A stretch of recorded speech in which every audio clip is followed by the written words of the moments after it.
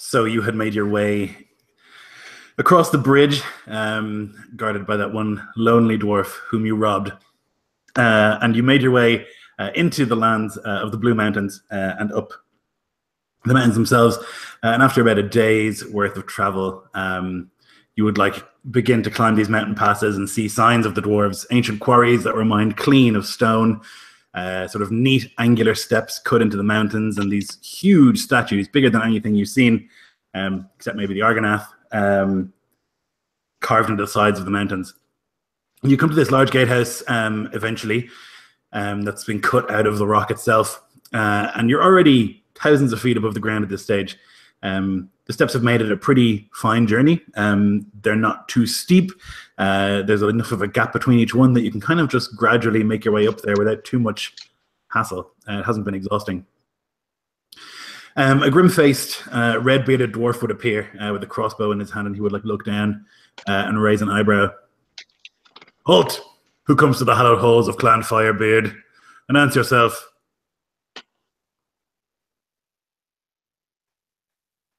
Farrell looks back to his friends and then back up at this fiery bearded dwarf, and he says, "We are the Heralds, and we bring word from all of Middle-earth.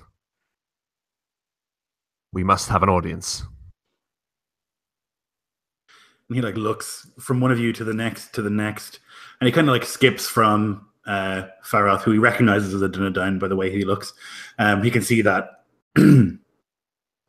Cynric is a man from Rohan. He can tell that, and he looks at Beregond and isn't so sure. He thinks, probably a Gondorian. And he sees Board, and he doesn't know what that is. He's not sure. He's never seen a man like that. It's too big. And you can see that in his eyes. He's like, And what is this one?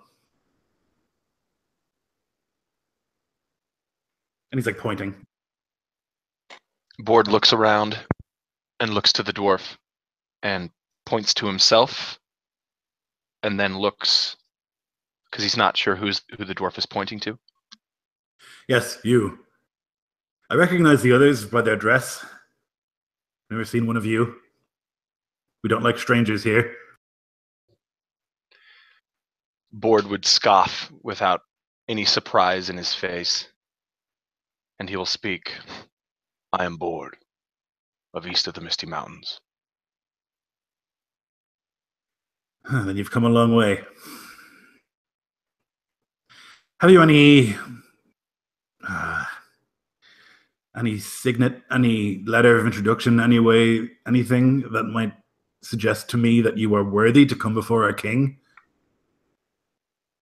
What you ask is something that is in my possession, dwarf. Farrell reaches into his possessions and pulls forth this letter, which admittedly would be a little bit crumpled, a little bit curled at the edges where we had a sword fight in a river, but he's done his best to keep it looking presentable. And he says, "This is all that should be required. This is from Nar of Erebor? Nar was from Erebor, right?" Yes. Yeah, Nar of Erebor.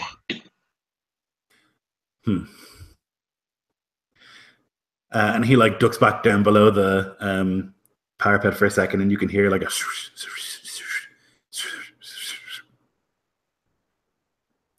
All right, you can come forward. Just you.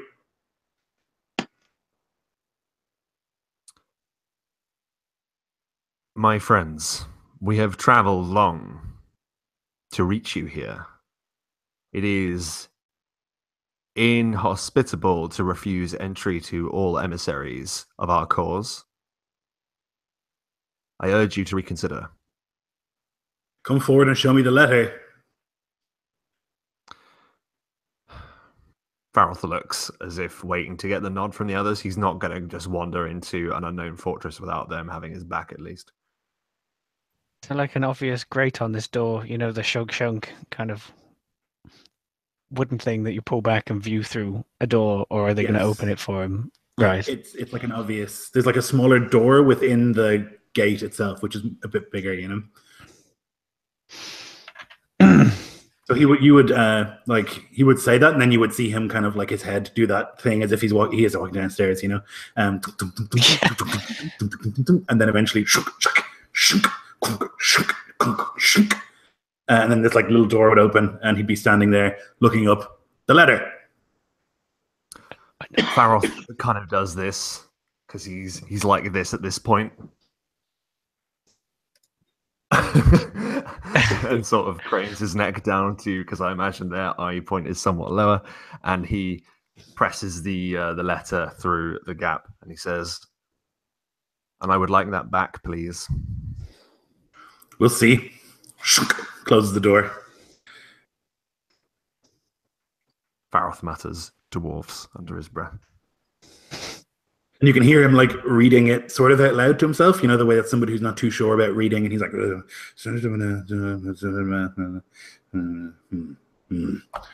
what do you think? Well, I don't know. And you can hear this like muttered conversation behind the door. Yeah, I mean, there's only 4 of them in this. Okay, yeah, all right. Okay, yeah, there you go, yeah. All right, the 4 of you can enter. Thank you. And the letter? Here. Farrell takes it and protectively puts it back into his belongings and gives his friends a nod and waits for them to join him. Yep, so the big gate opens. There's some louder sort of... and the gate itself opens and you're able to ride through. You can see there's 2 dwarves here. One has a black beard, the other a red. They both seem to be relatively young, maybe inexperienced. Yeah, and they kind of like watch you somewhat carefully as you ride by. One of them says, "Follow the path at the next gate. You can say that Snorri sent you."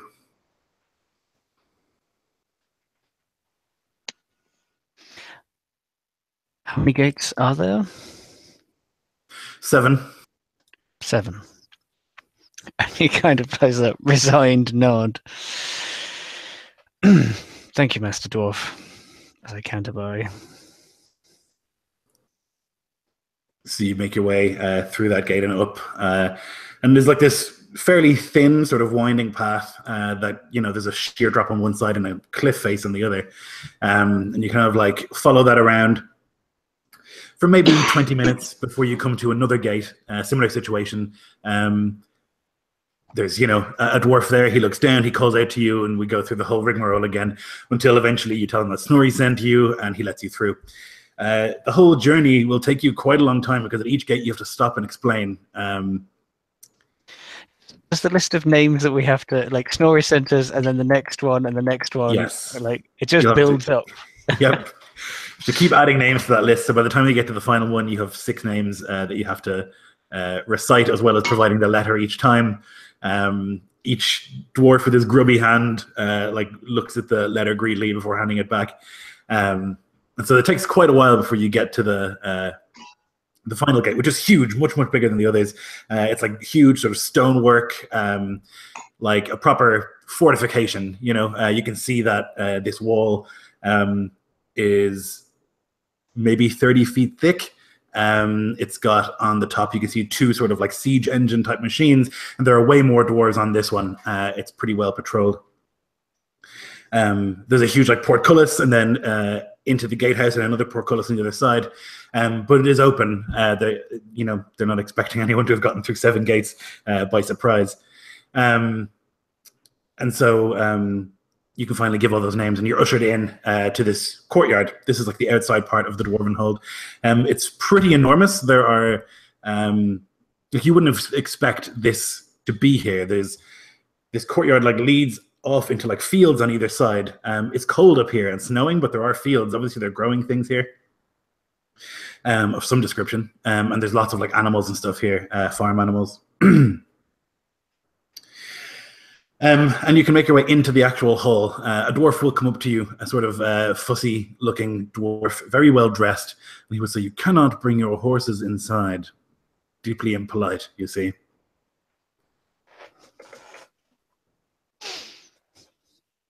That might be the slightest twitch Cynric. Understood. Is there somewhere appropriate for them to be kept?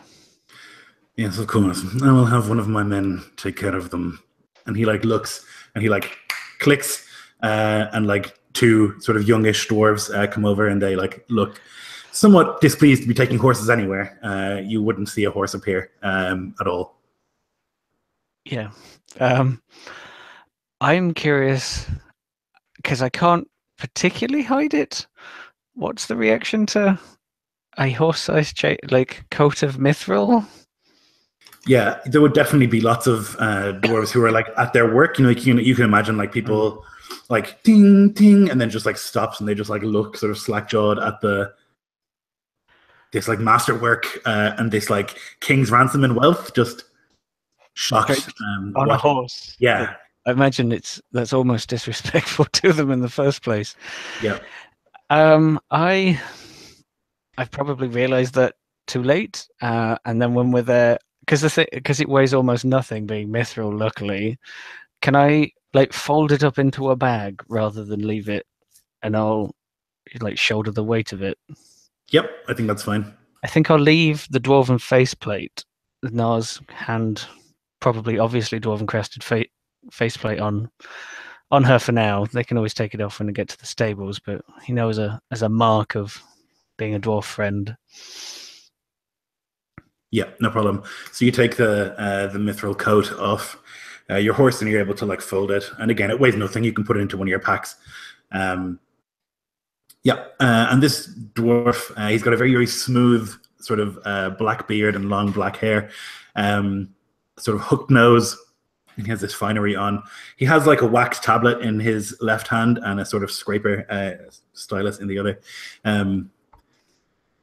Reports have come from the gates that you are the Heralds. Is that correct? It is.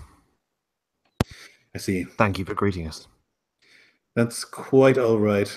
And you are here to speak with the king, I presume. We are. I see. Mm-hmm. And what is this about? This is about addressing a threat to your king's lands.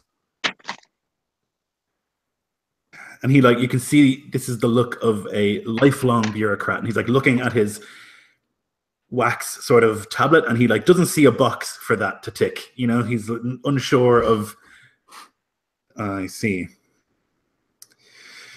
Special occasion. Very good.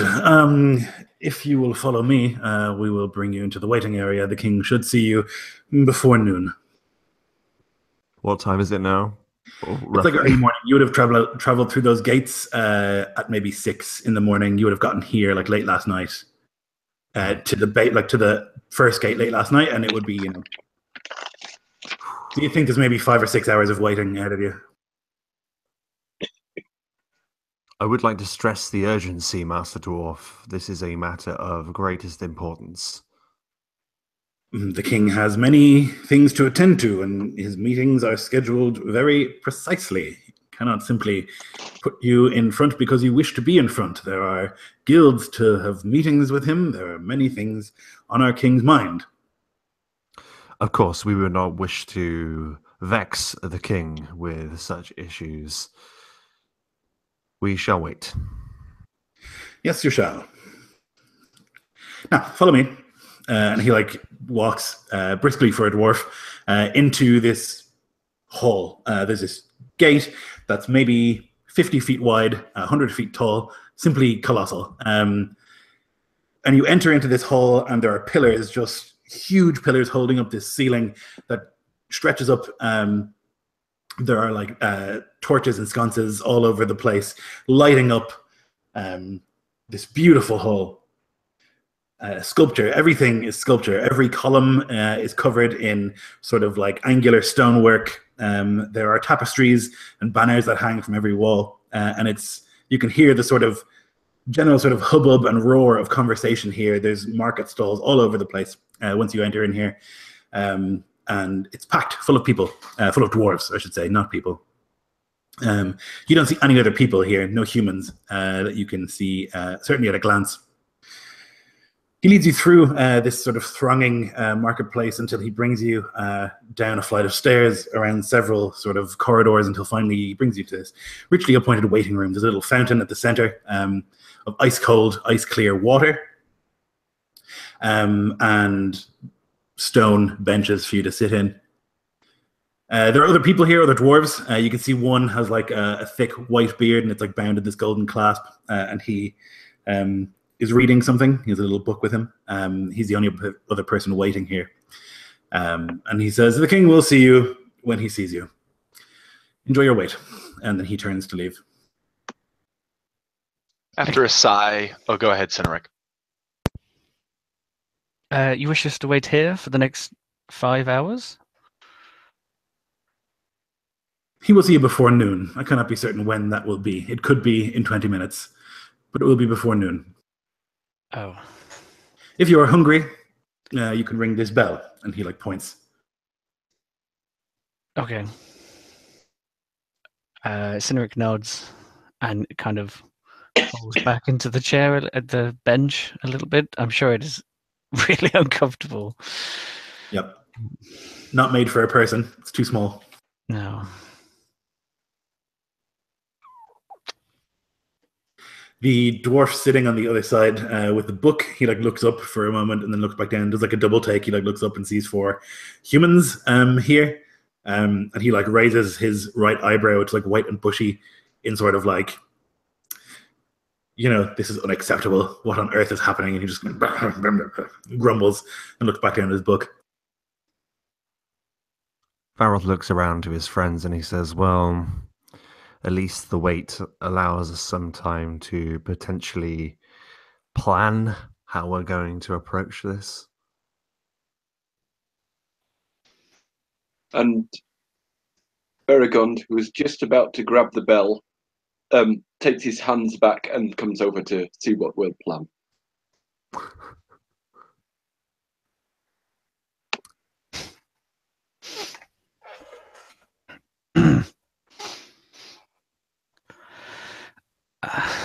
I guess it does.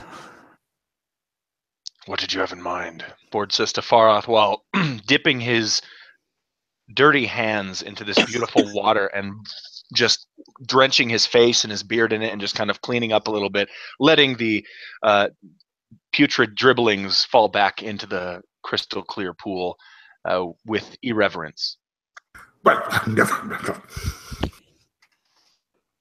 Faros kind of smirks as the dirt that is shed from Bord muddies the water. Bord looks confused, like he's unsure why he did something wrong. Farrell doesn't tell him, but it says, "As far as I got really was ensuring that they saw this letter, but I don't think waving a piece of paper in front of the king is going to be the best course of action."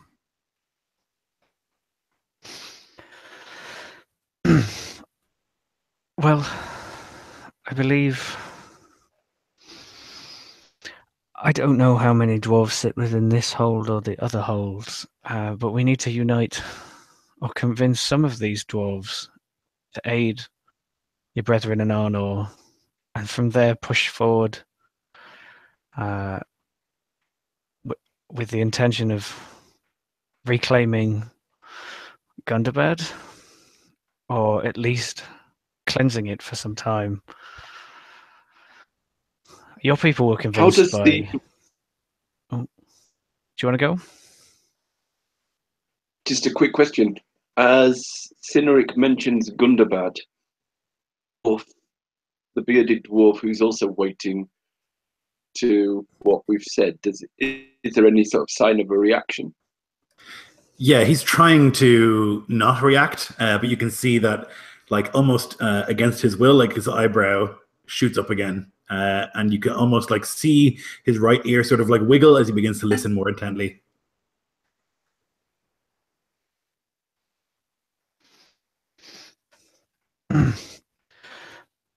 Hopefully we can reclaim all of Arnor for your people, but they were swayed by your arguments about reclaiming their home. Hopefully, the dwarves will be too. It's Perhaps true. with those forces united, we can do the unthinkable and see Gundabad cleansed. Sorry, you go. No, it's okay. I am sworn to liberate Gundabad, and it is their first home where their genesis occurred.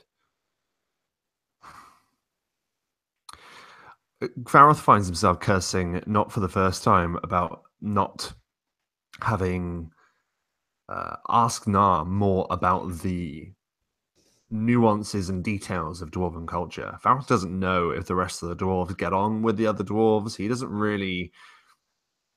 He knows what anyone would know about the dwarves in Middle-earth, really. He doesn't have much of a clear view. He's heard the stories, but not the details. Does anyone know if the other dwarves are in communication? Do they speak to each other? You mean like the dwarves of the Iron Hills and Ered Luin? I meant these 3 holds at the very least that are here in Ered Luin. That's true. Don't even know if they speak. The I hope close so, but they might not. proximity of Nogrod and Belagost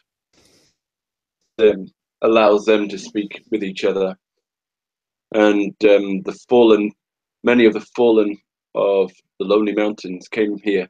They are in contact also. I believe the heir of the Lonely Mountains name at the moment, but he is settled here.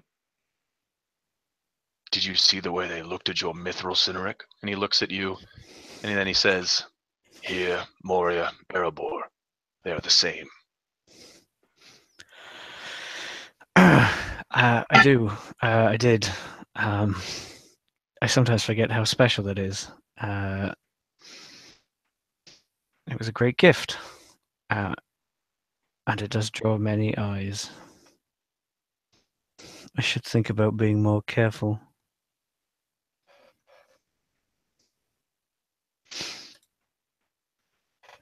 It is a kingly gift, no matter dwarven or elf or man. And upon this realization of what Bord realizes, he already knew his face is flushed behind his beard in some level of shame. You kind of see like him push against the bag with the back of his heel, like trying to push it under this smaller bench as we were talking, just like slightly.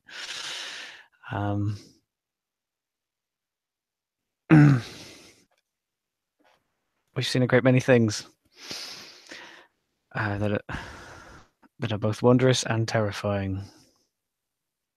I hope only we can press upon the importance to King, Lord, Firebeard? King. King Firebeard. We need to know more about this king, Farrell says. And then suddenly he has an idea. And he goes to that bell and he rings it. Bling, bling, bling, bling. And then, like 30 seconds later, a young dwarf with like a short beard, that's how young, walks in. Yes? Hello. We would like some food. We have been on a very long journey and we were told if we rang this bell, we could get some assistance. Very good. 4 of you? Please. Paragon turns to the bearded dwarf who's waiting and says to him, "Would you like a bite? Would you like something to eat or drink?" Just tea, he says. And the man nods. The dwarf nods. Very good. I'll be back soon. The king before, I ask. Sorry, say that again, Kais? Sorry, have you met the king before? Oh, to the dwarf sitting.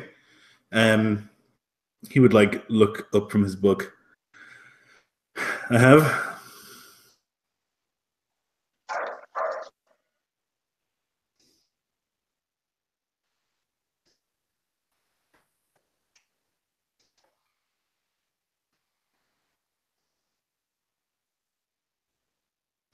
Yeah.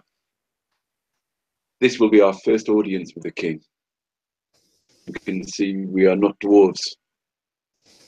We do not know the dwarven customs. Yeah. How do we approach the king? We wait for him to speak first, or do we speak first? He like closes his book and like puts it next to him. He like, leans forward and like steeples his fingers politely. Is the best way to approach. The titles are important. The king is His Majesty.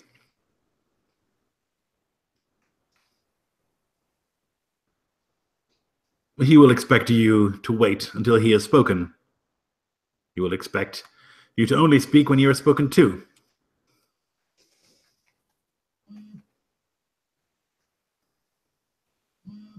He comes from a long line of kings that have been kings here, well, since the Second Age.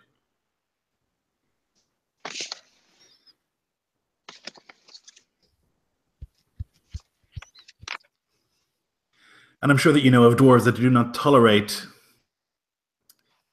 wagging tongues nor ill-placed jokes.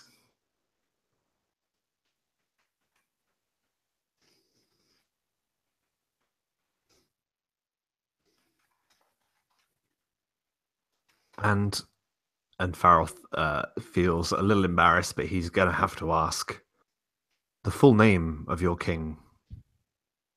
What is it? Gurney Firebeard. Cynic will Gurney reply Firebeard. respectfully, trying to show that he knows of the king, and their party does. Do they speak of Gurney Firebeard where you are from?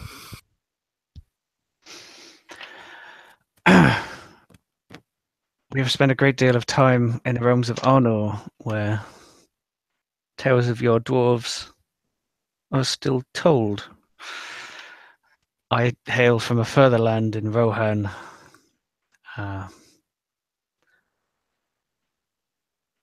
where there are your cousins much closer to hand.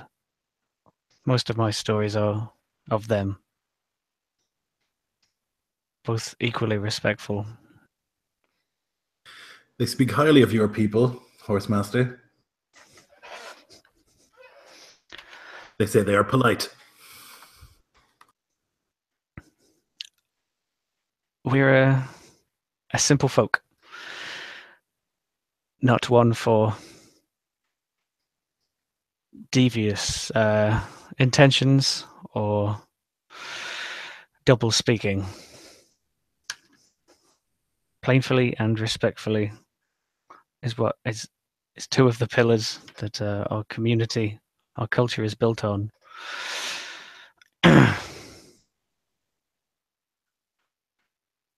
It has got me far with many, many cultures of this land so far. As I say, they speak highly of your people. And I can see why. And what do you wish to discuss with the king? That matter is for the king, Farrell cuts in. Cynic was probably actually about to tell him, but you got across him. Sorry. No, that's fine. I think that makes a lot of sense. So Cynic was probably have his mouth open, and then you got across him, and he kind of like looks away slightly. I meant no offense, Dunedain. Just making conversation. None taken and none meant to be given, Master Dwarf. Forgive me. A long journey. and this is an important message. Farrell is beginning to feel nervous and a bit impatient as well. He was hoping they could just sort of rock up and deal with this sort of immediately, and the fact that they're being put on the spot just to wait, just to sweat it out, is playing on his mind. Can I ask your name, Master Dwarf? Nerney. And you said you had experience talking to the king before. How long is it common for a guest to wait here? It depends on many things. How busy the king is. The quality of the guest, he says with a grin. He gives a wry smile. The little servant comes back, and there's 3 others with him, and they've brought in this various food. There's like thick, sort of creamy mushroom soup, and nice dwarven ale, crusty bread, and some bacon that's been fried. And they bring a table as well, and they place it all on there. And they bring this like cup of tea over to Nerney and hand it to him, and he like nods and takes a sip.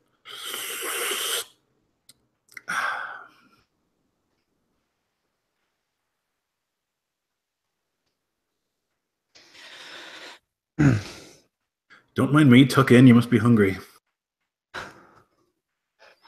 That is gracious. Are you sure you won't break bread with us? Perhaps a little bit of bacon.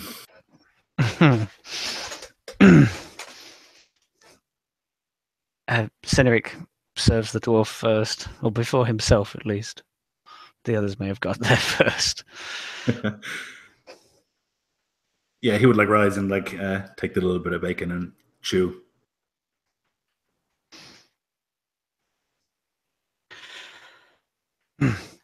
How have the events of the kingdom been recently? It seems a quiet and peaceful place here. Profitable, it seems. Relations with the other 2 kingdoms are acceptable. We are quite far away from the strife of the East. Overall, middling.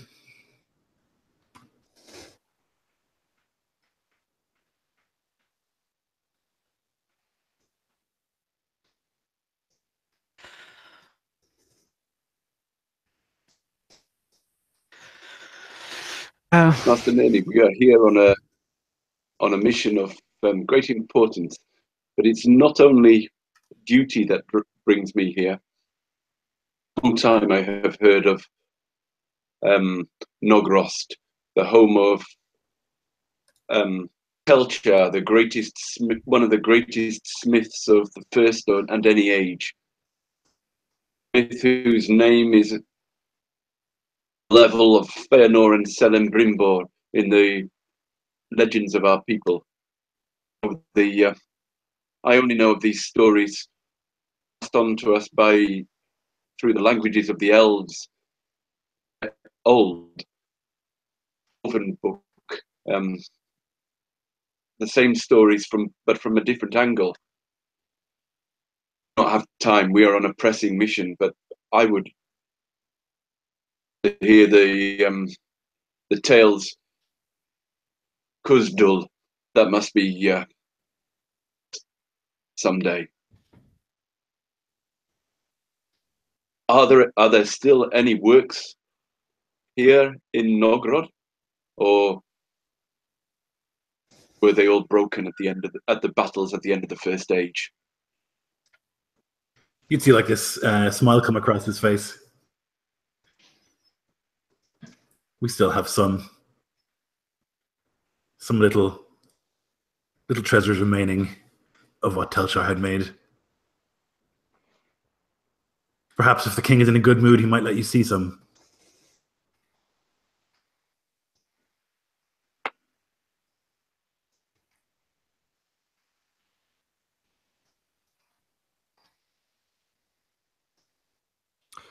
Nerney, I was wondering, what is your position here?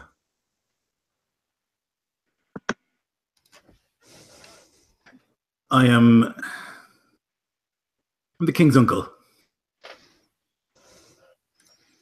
I see. Then you are worthy of much respect. And you've given it. Gladly too. Tell It me, has also Nelly, been our understanding that when you present strangers to a king, that they will bow, and that they will kneel, and they'll speak respectfully. But what they say behind closed doors is a different matter. This is a tradition that we have here in the Firebeard Kingdom. I see. And you've done well, overall. Board wipes a little bit of damp residue from his beard, trying to conceal it away.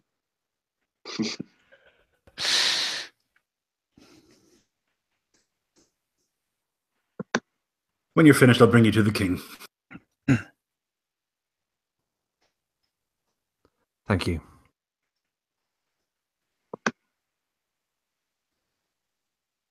Faroth is on his manners, like he is not missing an opportunity to say please or thank you or pay some kind of compliment.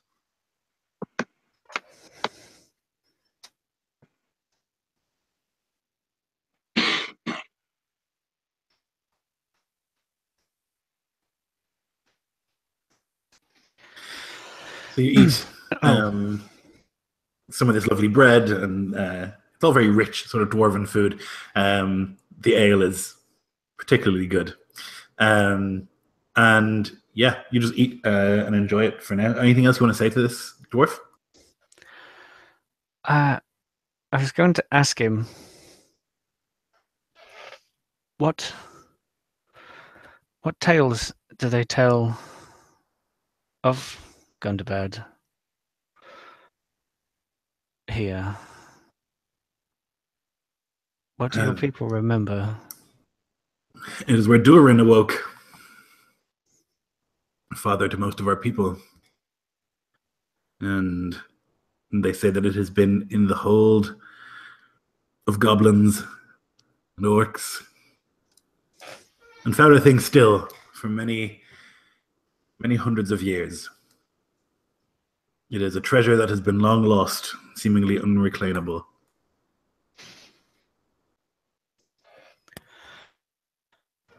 And what would you say to it not having to remain unreclaimed?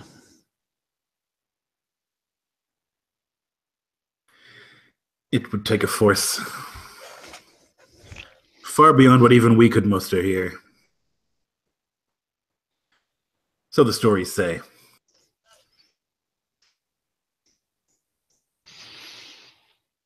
Hmm.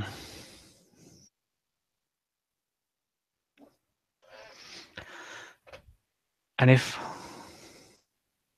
all of your people here mustered, and we could find those to equal a force far beyond your stories, then would there be hope?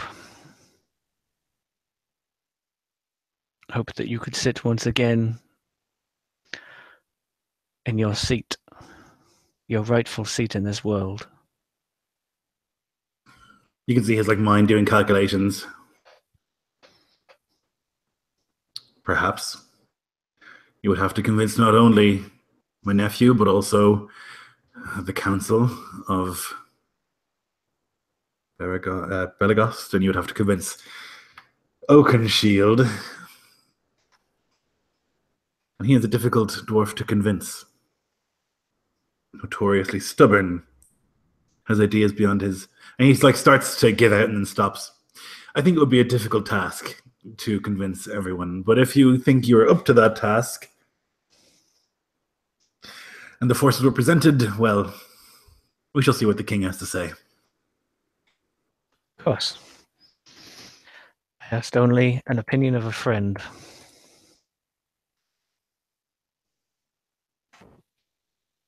He tries to give him the best winning smile he can.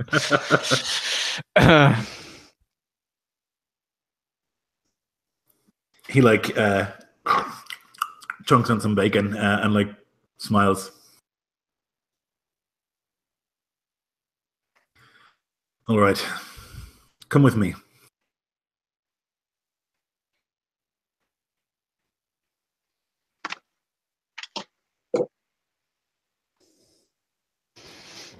So he takes you out of this little waiting room.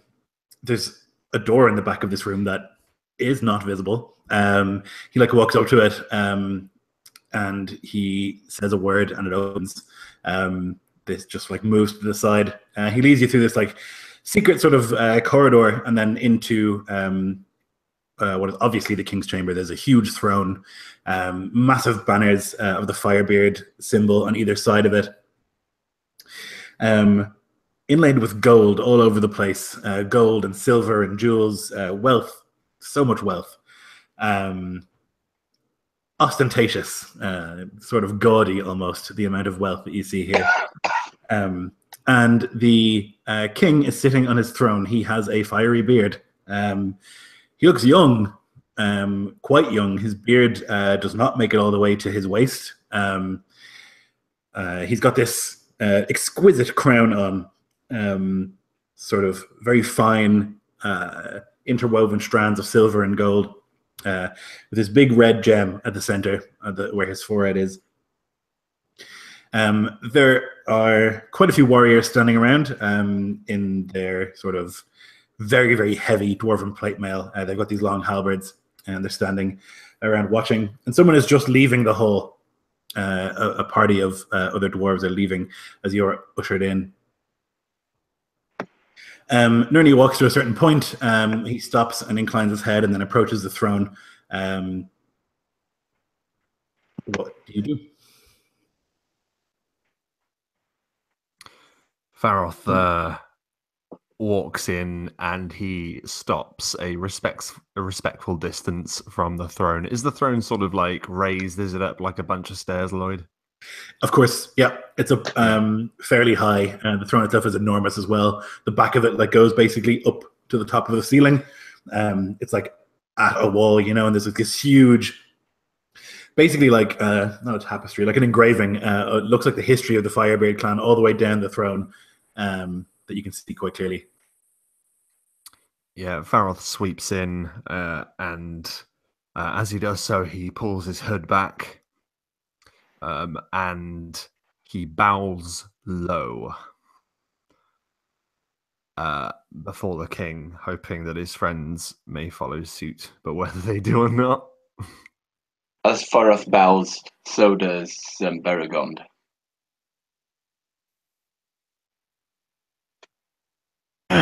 Cynric bows, just slightly, not as far as they do, but respectfully far, I hope. A moderate bowing. Board bows exactly 2.5 inches from the chin down. No, he does bow slightly, but as he's doing so, he's looking to Faroth and he's looking to Cynric, and he's, man, guys, we have your name up. Baragon. Sorry, I just found it on my character sheet. You, the one with the black bird and the skull. No, he looks to all of his companions just to make sure that he's doing it right. In the land of the Bjornings, there's very little bowing and more plowing, I would say, more farming and trading and working the land, and less worship of kings. You may rise. Faroth does immediately. When he bowed, he was actually able to take a glance sort of behind him just to see if they are all bowing as well, and like his eyes fall on board. And yeah, he can't say anything right now, but never mind. He looks towards his king and he says, "Your Majesty, from the line of many kings from the Second Age, it is a pleasure to be part of your court this day. We are the Heralds, and as our name suggests, we bring tidings.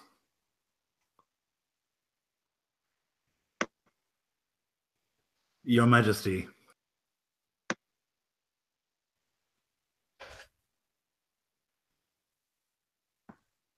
Yes. I think prompting you.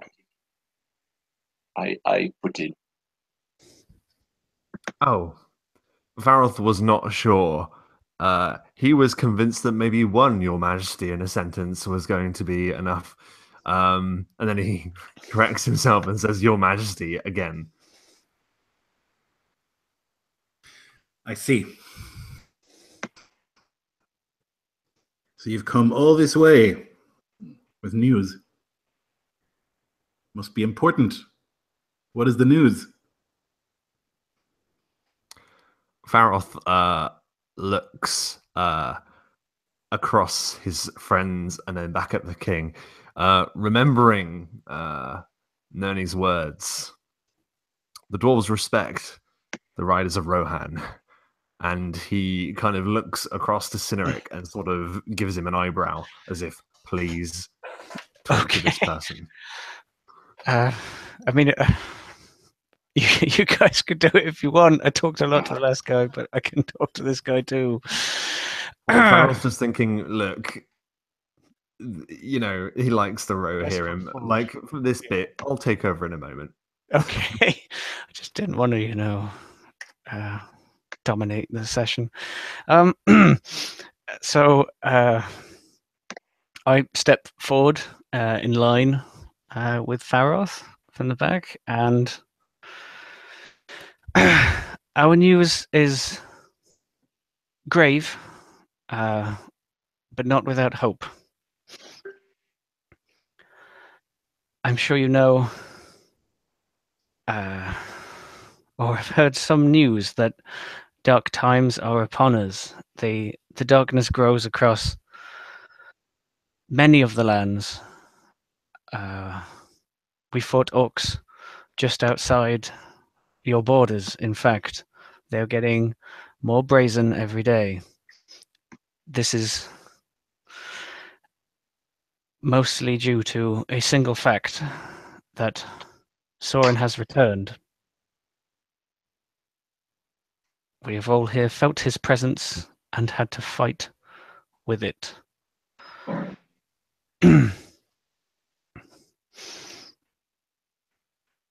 This should be a call to arms for all free men, dwarves, and elves. That something has to be done. Too long has shadow lingered on this land in the places that we hold dear. He looks to Beragond, politely coughing as it echoes around the chamber. The kingdoms of men fight and have always fought and continue to do so.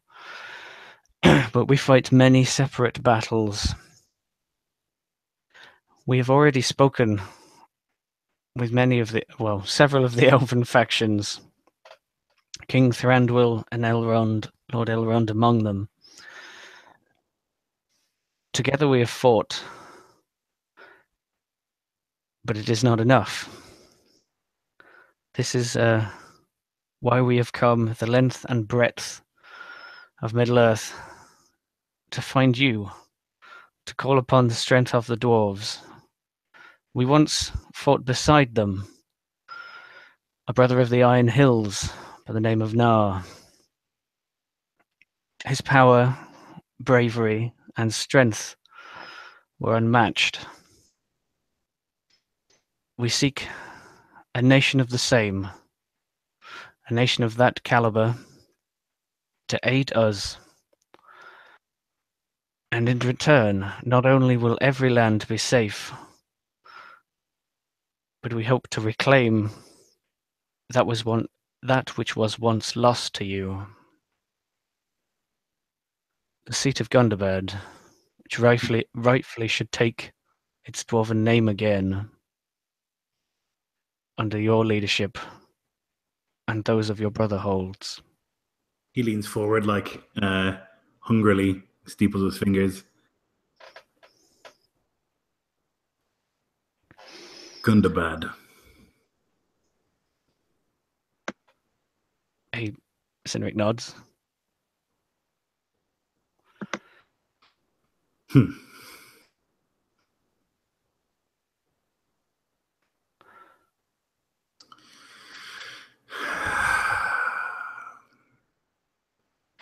thing is,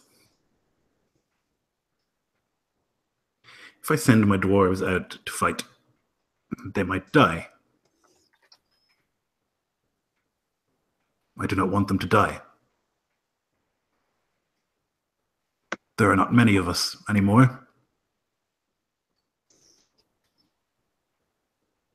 We cannot afford to throw our lives away, especially at an insurmountable fortress like Gundabad. Swarms, at least my advisors tell me and my scouts, swarms with orcs. But if elves are helping you, and they have proven valorous,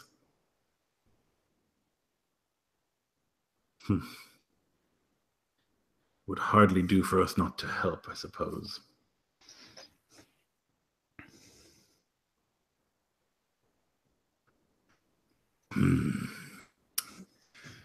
And if Gundabad is retaken, who will be installed there? Who will rule that seat? I would not presume it the business of men to see which dwarf sits upon the throne. I'm sure you would not wish us to tell what you should do with your own birthright.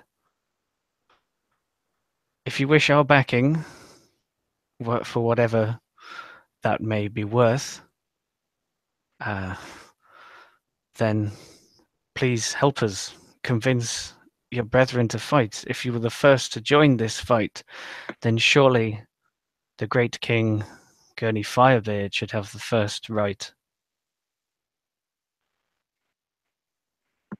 Unless, of course, you have another suggestion. You're a king. I am not. You have much more experience in these matters than I do. You will be contributing forces to this battle, no? You will be bringing these forces together. You would ostensibly be the commanders of this force. Our army, the armies of... And he does this sort of hand-waving gesture. The Dunedain and the men, and even elves if they come. You would be the one in charge of this operation.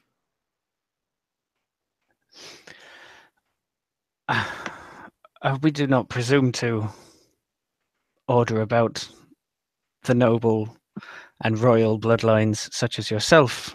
We have fought the darkness and fought it successfully on many occasions. We would gladly take any position that the Council of Men, Elves, and Dwarves would bestow upon us. But if you wish to take our suggestions, then that would be greatly accepted. We would not do it without your permission and those of the others. When it comes to Gundabad, that is not what the men of Arnor are interested in. They are interested in a united homeland and the people that reside within it, their people. The elves will lay no claim to it either.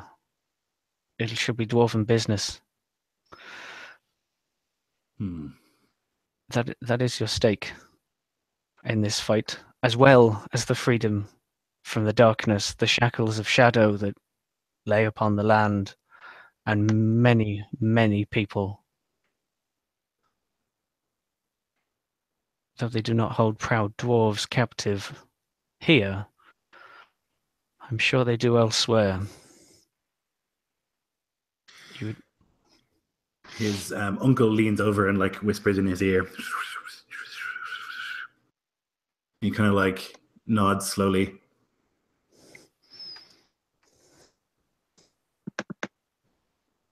There is an opportunity here to take take back what is ours, what has been ours since ancient days, but has not been ours. To walk again in the halls where Durin the Deathless first awoke would be a great thing. But I sense that if you bring 3 Dwarven leaders there, 3 of them will want to sit that throne.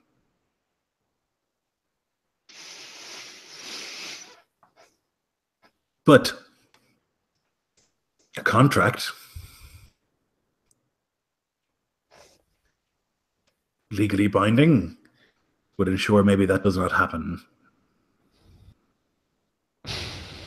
So the suggestion, or the demand, I should say, that I have is that we draw up a contract, and in that contract I am named the inheritor of Gundabad, should we take it. The sole inheritor.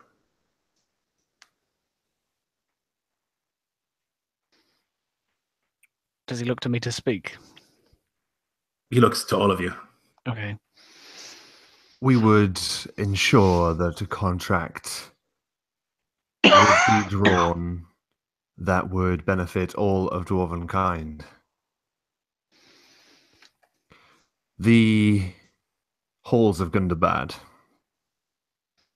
it saw the birth of Durin himself, the father of all of your people. All of your people have a right to it, Your Majesty. However, if you were seen as the hero of Dwarven kind to those who dwell within Gundabad, I have no doubt that it is to you your people will look to as their savior and their king.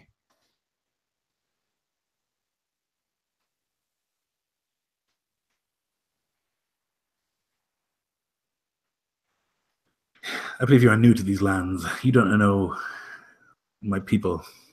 You do not know how hours might pass in discussing who is in charge of which grain shipment. There will be squabbling, and though I am a king, and my people look to me, there are 2 other Dwarven holds in these mountains, and though they are respectful, they will be deeply displeased. They will fight bitterly to be the ones to inherit Gundabad. If there is a contract in place, signed by the leaders of this alliance,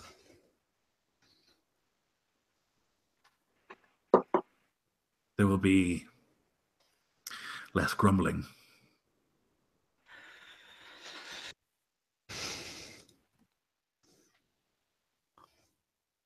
You wish us to sign a contract here and now and then take those terms to the other 2 holds and get them to agree to such terms before even a single dwarf marches from these lands. I will not risk all of my people for a maybe.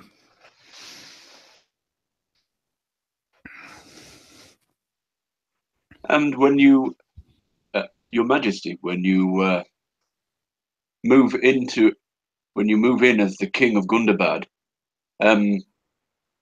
who will be your successor here? Do you plan to abandon Nogrod and leave these halls empty and echoing, or do you put on to some heir? An heir will inherit these hallowed halls.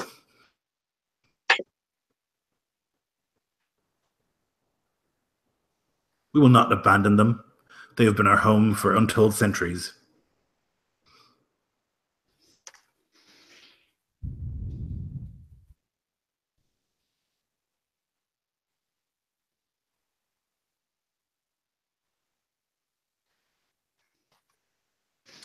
Farroth looks to his companions, unsure as to how to proceed next.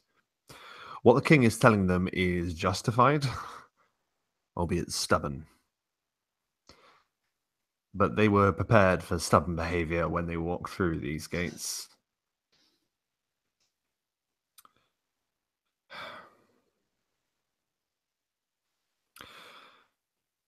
If you have your scribes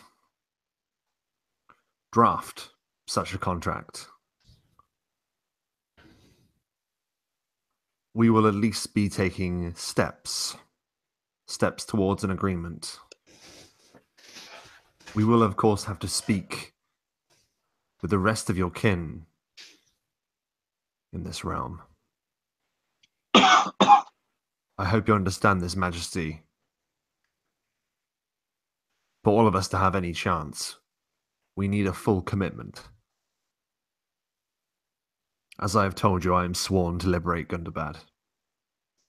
My people dwell in those halls, imprisoned, just as yours are. Speed is of the utmost importance. Majesty.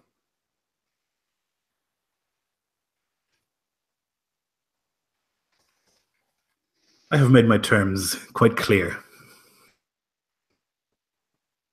If you want me, if you expect me to command my people to march across Middle-earth to Gundabad and fight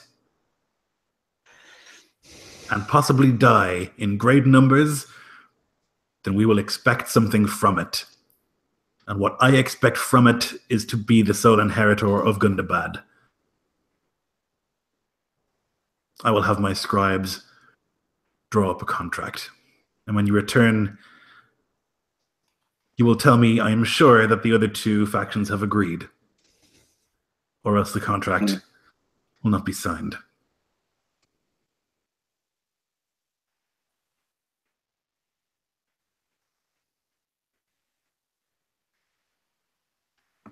Farroth looks up at this king, and then he looks to his friends with a hopeless look, unsure as to what to say next. I mean, we're like a scraggly bunch of warriors. We don't have a scribe anymore for contract purposes, so that I think you get a wide-eyed look from Cyneric. He can speak plainly and politely, but he cannot wrangle around a contract. Your Majesty. Go. Oh. No, go. Your Majesty, you know dwarves better than us. Will your kin and of Belagos accept these terms? Will they fight beside you for Gundabad? Because the enemy we face, every dwarf facing them, for us to stand any chance.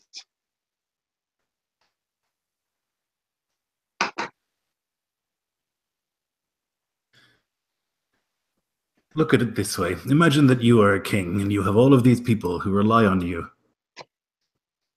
And your life is safe and good. And your people prosper.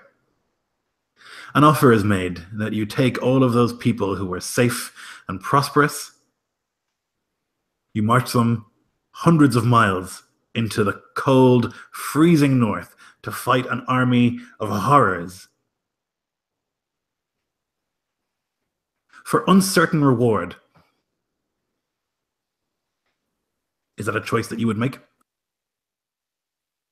Your Majesty, uncertain rewards of what we've based our entire campaign upon.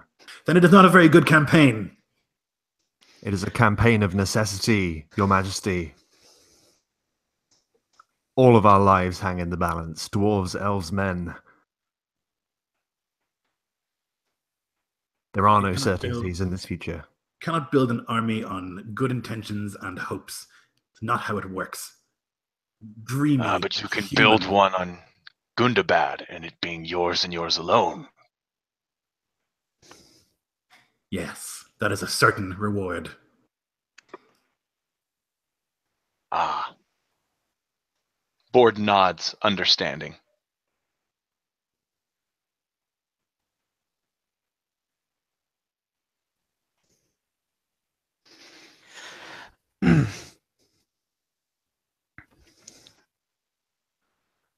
We have fought with the elves of Mirkwood to reclaim prizes.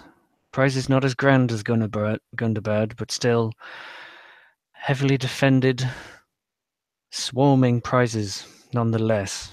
And we have triumphed. We gather forces to clear the rest of their land, but they have seen that together we have made progress to rid the world of evil once and for all. Your fight will not be won alone.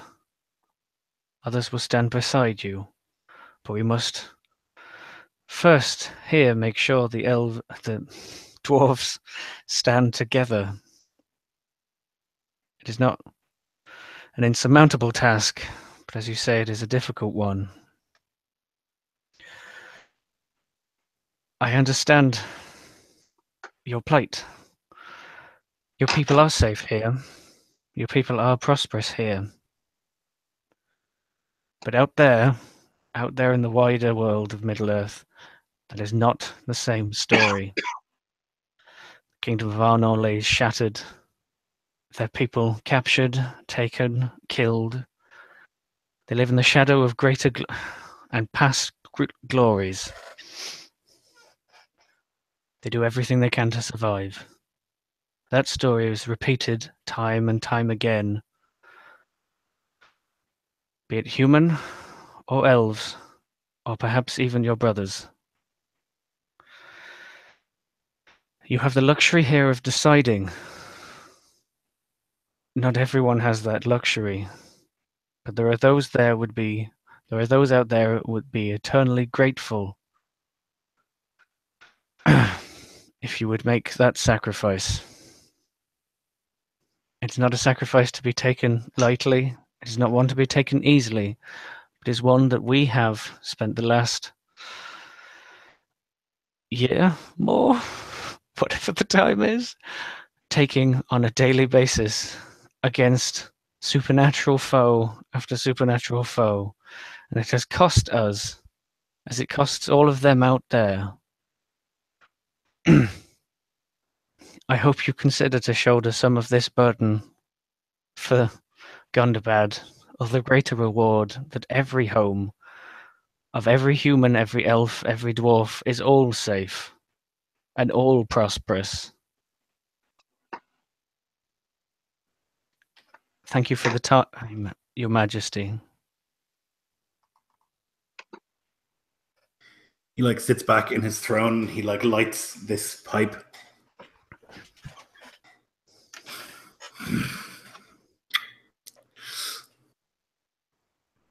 Did not expect such words from one of your people. They say that you are direct, not poetic. Nonetheless, I shall think on it. Go and speak with the others and see what they have to say. I bow, and when I come up, I look to the uncle, partially to gauge his reaction, but partially to try and convey that I might wish to see him again at some point.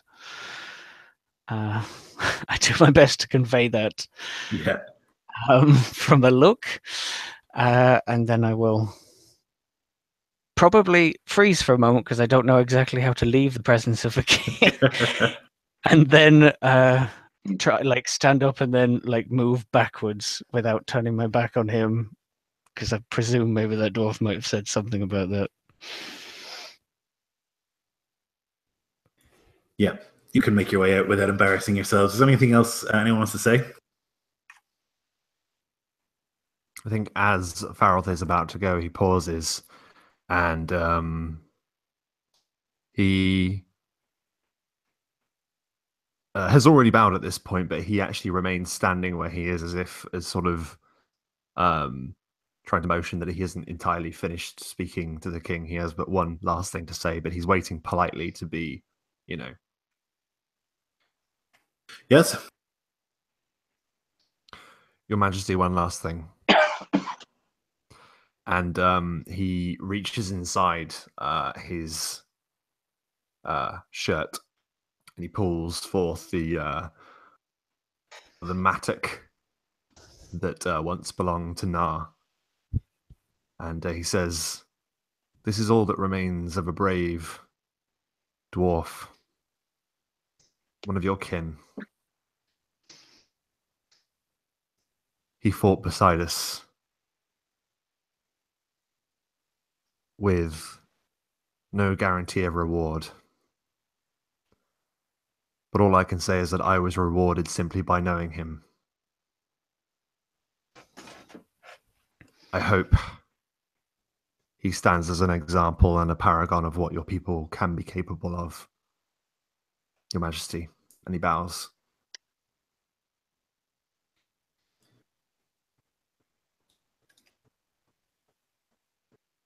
He looks at you, and you can see that he's about to say something, and his uncle puts his hand on his shoulder and doesn't say anything. And Varoth then respectfully leaves. Baragon was waiting very tensely for your cloak, but he bows and follows his lord out.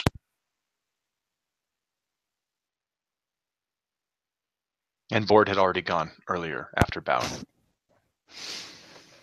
Okay, so you step outside, and we'll take a quick break there to do some smoky wheeze and get some tea and stuff like that. To do some what? So recently we played a game, and it was like, oh, go get a smoke, go have a wee, and then it was like a smoky wee. It's a whole thing. No, it's I'm gonna go get a smoky wheeze and cuppa. Is what the new thing's going to be. You're just going to create this. Yeah. All right, I'll be back in 2 minutes. See in a sec. I'm going to try and get my heart beating again. I thought that was good. Actually, you know what? Nico in the chat brought up a good point. We could knock Cynric over the head and just trade in that barding for an army. I knew exactly. That's why I took it from the horse, and I'm holding on to it because it is a king's ransom, and we are talking to kings. So that is very conscious in my mind. The thing that's making me laugh. Something else I could have brought up, but I didn't want to sort of throw it in there. But Narsil, carrying. Are you carrying Narsil? It was forged by this Tarkin in the First Age, and the dwarves might want it back. Hey, really? I didn't. Oh, cool. Tell chat. I had forgotten about that. The thing that really made me laugh is he said the average chainmail shirt is 10,000 links, so Cynric is sitting on 8,000 shires. Simple man. I love the idea of this rural horse rider riding around the world with like a capital city's worth of wealth on him.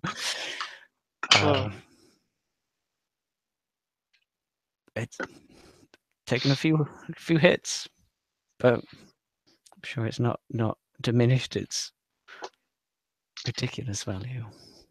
No. That was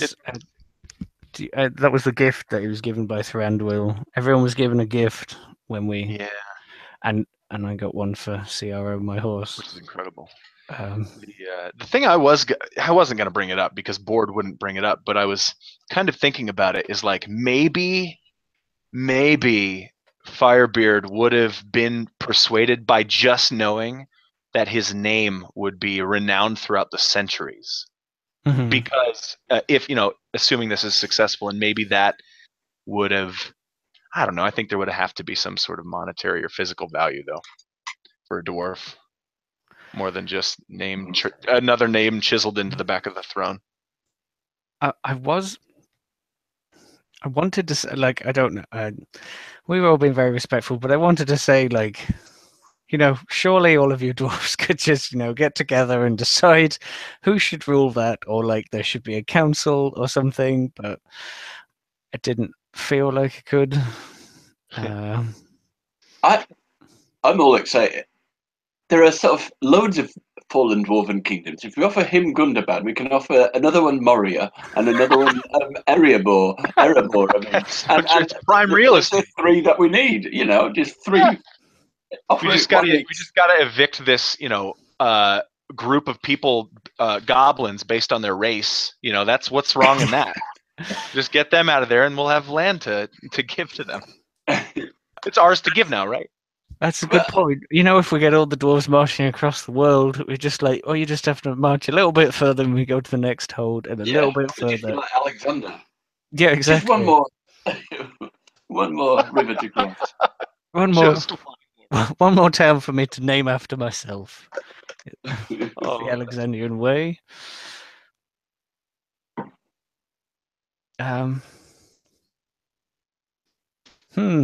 But offer Erebor to Thorin.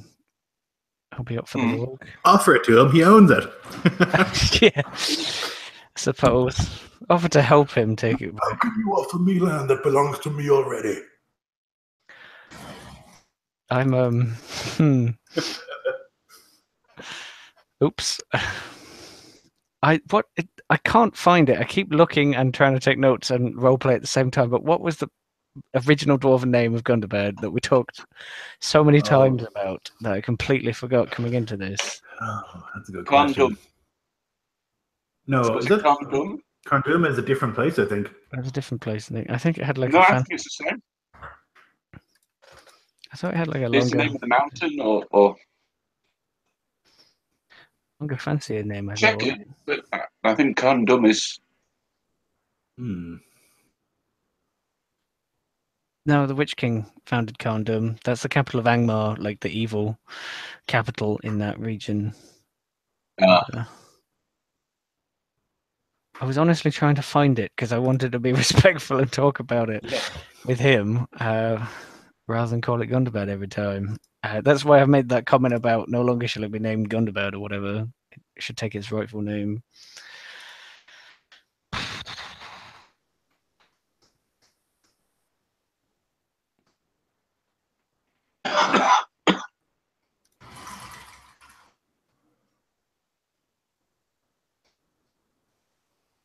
So he wasn't like a maniac, right? He was just like selfish, or like he felt like a dwarf. Yeah, felt like a dwarf. Yeah, I don't think so. Like, it certainly wasn't unreasonable. That's what I imagined from a dwarven region, really. The contract seemed like a really good touch too. Like, oh man, that made it a little real. Seemed like a dwarven thing to do. Yeah, it would be like, it'd be interesting too, because then you'd come to the other people and like, we signed a contract with the king. Like, what?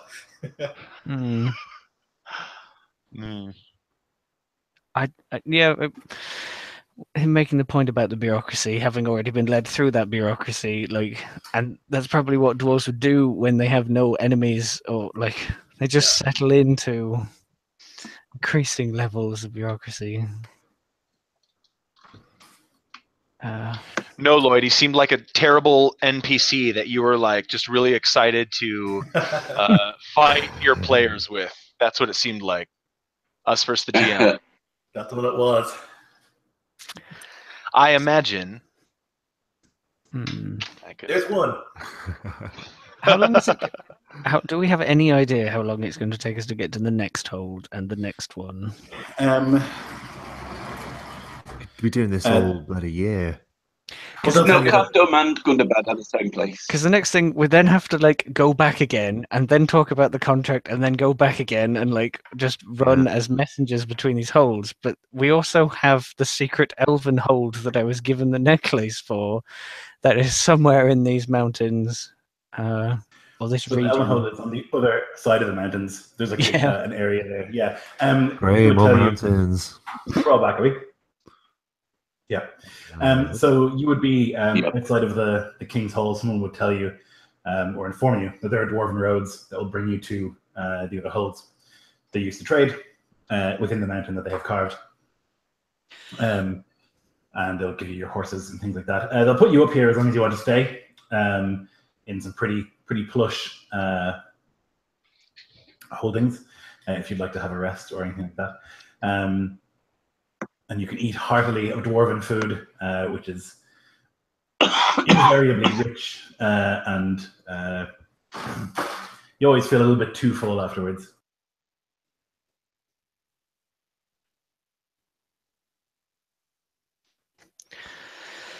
I would ask, like, how long it might take us to. Are we in the southernmost hold now? Yes. How long it would take us to get to the next and the next? Presumably on these dwarven underground roads, not as long. Yeah, no, it's basically like as the worm burrows, I guess, as opposed to the crow flies. You know, they've cut a straight line basically to the hold, and yeah, they think 2 days to get to Belagos. Right.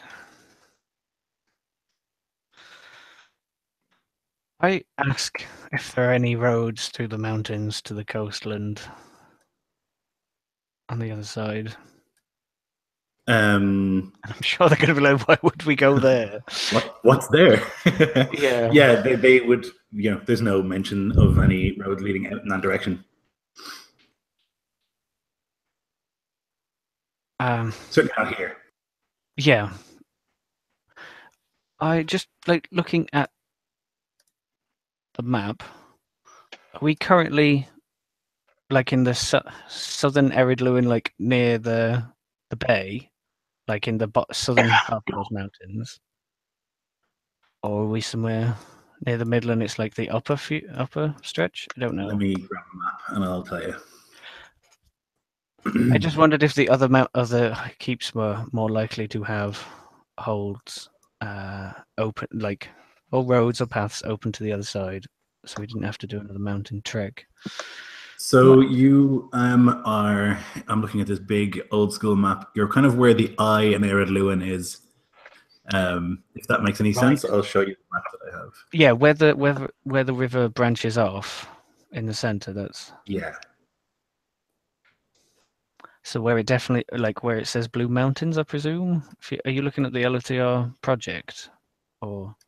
There are also some maps that show that the Blue Mountains are north of the Gulf of Loon and south, and some maps that say it's just the northern ones. But yeah. Okay. So you are on this map. It says Ered Luin. Like those southern mountains, I have decided there aren't any holds in. So you're in this like upper stretch. Cool. And you're like in the eye, where like right where the eye is of Ered Luin.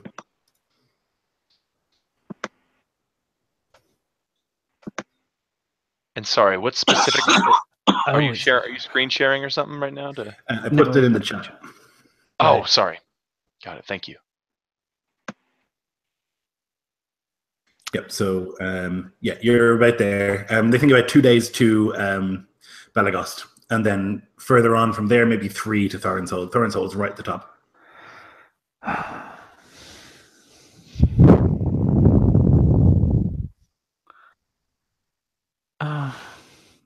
Like I don't know those woods are there, so I can't ask. Like because that's the most likely place for the. Like, did the elves say it was a mountain hold, or like, or that it was just around here? I can't, like, what am I meant to ask? Like, beyond, are there elves here? Like, I heard there were some elves here. It's literally all I could say. Are you asking this out loud to everybody else, or are you speaking as a player? Or I don't know, a bit of both. If I suppose you might have a better idea. Like you've seen maps much more than I've seen maps. So, if there was an elven kingdom here, Berrigond, where would you put it? Well, yeah. So I ask. Berrigond approaches the king or one of the not the king, the king's uncle or any of the dwarves that they meet on the way out, and asks if there are any traces road into Beleriand, which led into the sunken lands of the west that were destroyed in the First Age.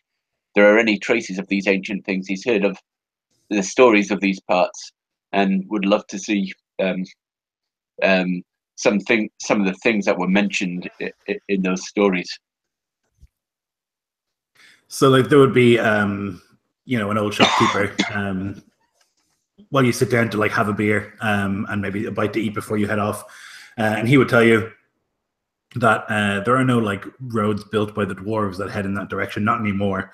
But if you were to head out the other side of the mountains, they don't go there frequently, but that's called Forlinden, and that is kind of as connected as it would have, as connected as it gets in terms of like how close you can get to like Beleriand. If you go way to the top as well, that would have once connected to like Angband. Angband, is that what it's called? The bit that was between Middle Earth and Valinor.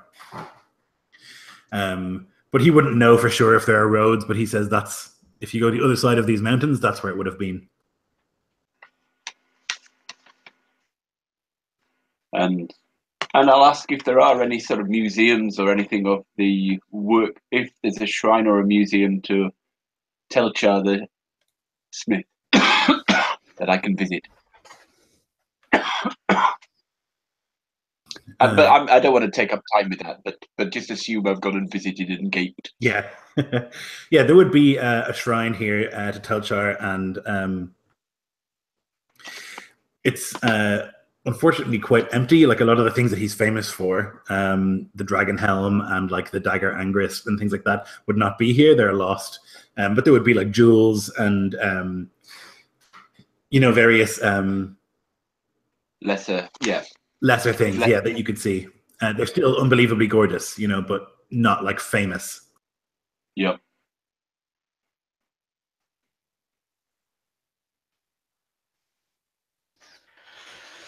Do I see the dwarven uncle at any point? Yep, you certainly can do. Okay. I would approach him, probably with a slight amount of nervousness, considering how it went, and I'd probably like sit down next to him or whatever, and there'd be like somewhat of an awkward moment of silence between them. How do you think it went? It could have gone worse. He kind of does a half nod at that. My people, we tell many tales. We do not tend to write them down, but perform them. I was always a warrior at heart, but I've seen many of these orators speak their word at the courts of my father, and I never had much of a knack for it. But I'm finding the further we travel and the more grander an audience I have, that these words tend to find me. If they don't find me, or if I don't find them, the ramifications for those that I care for and those cared ones of so many others are too grave to think about. I only hope we can get through to all of your brethren. Kings like humility. And they like honesty, most of them, from my understanding. And you have those qualities, good qualities to have. My nephew,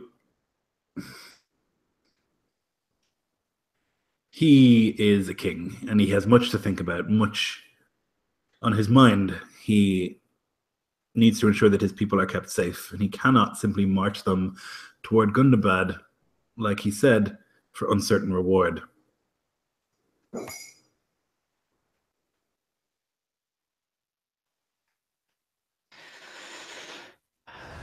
And that is his and anyone else's right who has people to protect.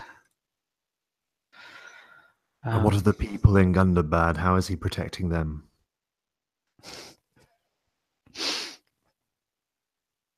He is not.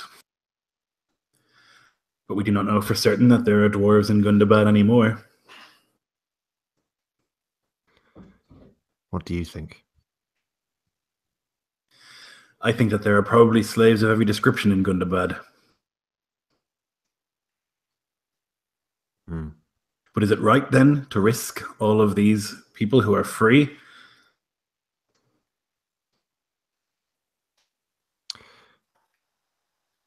You must forgive me. Throughout my journey, I have learned things too. And I've learned that sometimes you have to look at the bigger picture. Gundabad is one piece in this game.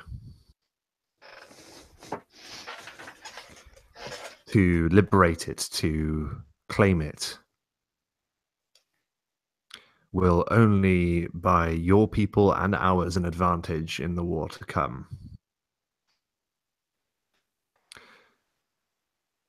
It is true we need to prove that there can be something gained from this venture. I struggle to see what more proof we can provide. You say that there are orcs abound, and you said that there is a great shadow looming. We see no signs of this. These lands are safe. And so it is difficult to convince a king, when his land's so prosperous and so safe and everything is going well, that things might not go well. Faroth has to use every bit of self-control about his person not to angrily explain to the dwarf that they were attacked upon their doorstep not but a few days ago. But he doesn't. He just gives a dark look to his friends and says, "We're losing time. We need to journey to the others if we're to be successful at all."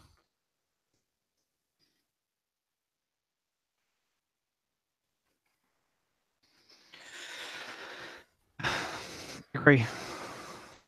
I'd be right with you. And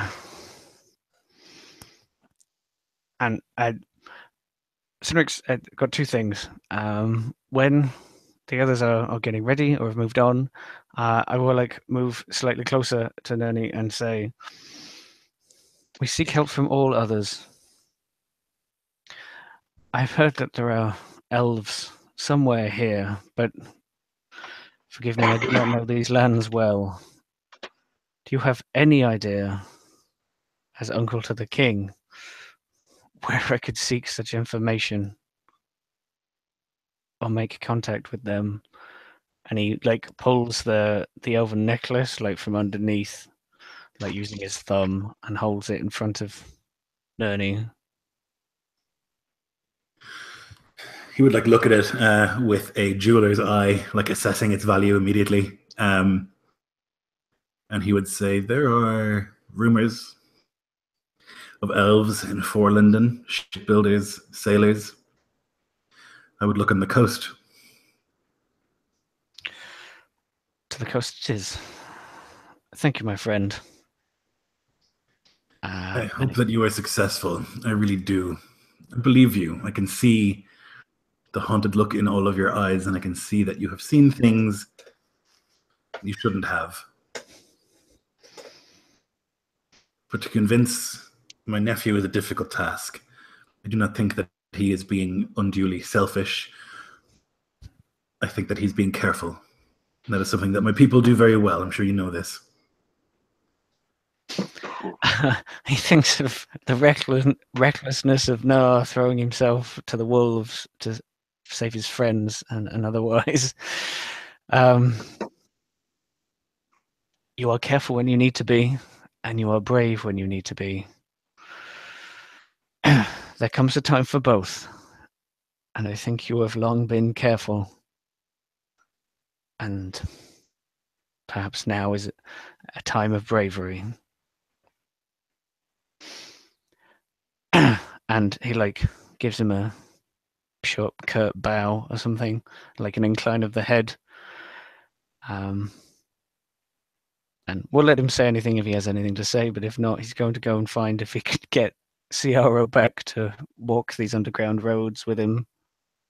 Yeah, you would leave him behind sitting at the table, and he just chews on a mouthful of smoke as you walk away, clearly in thought.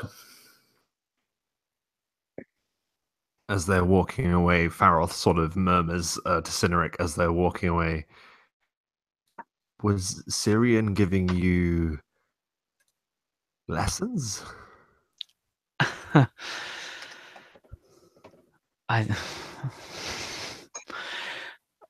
I said, I spoke of the orators, the storytellers of Rohan, who would remember great tales passed down from long ago. We did not use the pages of books to tell our history, but the passion of speech. I never put much thought into it. I never put a lot of power into words. They were okay to please people and, make the cold nights a little warmer. I always preferred blades and blood and the back of a horse to get my work done. But I see now one sword arm is not enough. One horse is not enough. So I think my weapons are changing. We battle with blades and we battle with words. It is good to know you are armed with both. Slaps on the shoulder. I'm not the only one. No, indeed. Bord was quite opinionated just back there. He looks bored and shoots you a smile. Yeah. You should be thanking me for keeping my mouth so shut. Yeah, I chuckle. I don't think you give yourself enough credit. Your words have swayed, and your words have saved. I'm still very new to this. Ford nods and after a moment says, I liked his uncle. Cynric nods. I'll move. Oh, there we go. The final note is he says, but as the sun sets in the west, the misty mountains cast a shadow on the east. He just hasn't seen it. That's why he will not move on Gundabad now, because he has not seen it. I think you get a long stare, not at you, but past you into the middle distance. You see Cynric stare, and he relives having looked into the eye, and just a wish that he could convey what he has seen, that feeling, and maybe he thinks the unthinkable. If he just had a scrap of that tapestry left, if he could just make every lord, lady, and king, ruler touch that for but a moment, they would all, without words, without argument, rally every man, dwarf and elf they could find. And then I think maybe he sighs a little because he cannot, so he can only do the best with his words.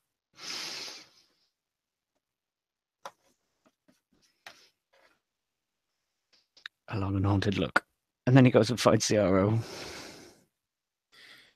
You can make your way to the stables. The horses have been well taken care of.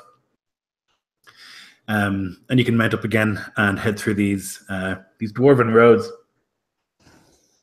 You could fit 8 carriages side by side through these roads. Simply enormous. And uniform as well. Every mile there is a marker. Every 5 miles, there is a fountain with water to refill. Occasionally, every maybe 10 or so, maybe even every 15, you would see that there is a merchant there, like a little place where you could stop to get a bite to eat if you were so inclined. The temperature is quite warm. There's some sort of like warm wind that blows through here. And they've done something with the stone to make it less echoey because it is very large. But you don't get the sort of echo you would expect in this huge underground cavern as you ride towards Melagos. On the way out and on this journey, Bord would ask anybody who's around him, "Your dwarven friend who gave his life. Tell me about him."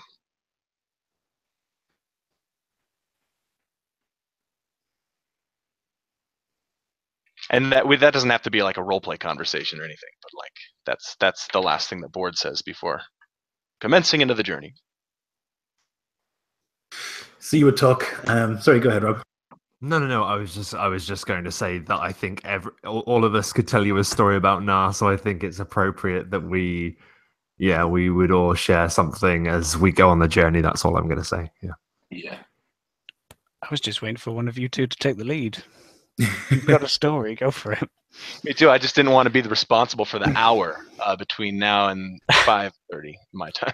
Hey man, look, I'm down. Ears. Let's do it. I first met Bord in the year. Sorry. No. Like, it's become clear to me we're not going to get through all 3 of these dwarven hosts tonight. So like, just take your time. It's all good. Oh man, Sorry. Take your time. He was a crazy dwarf with a good heart. And as strong as a mountain. And as stubborn as one.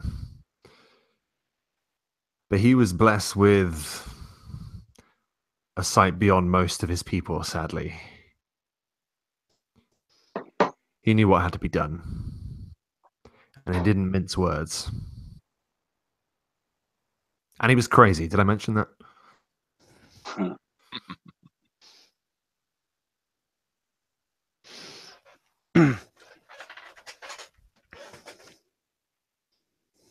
Come on, Paragon. You must have something. You're a storyteller and singer.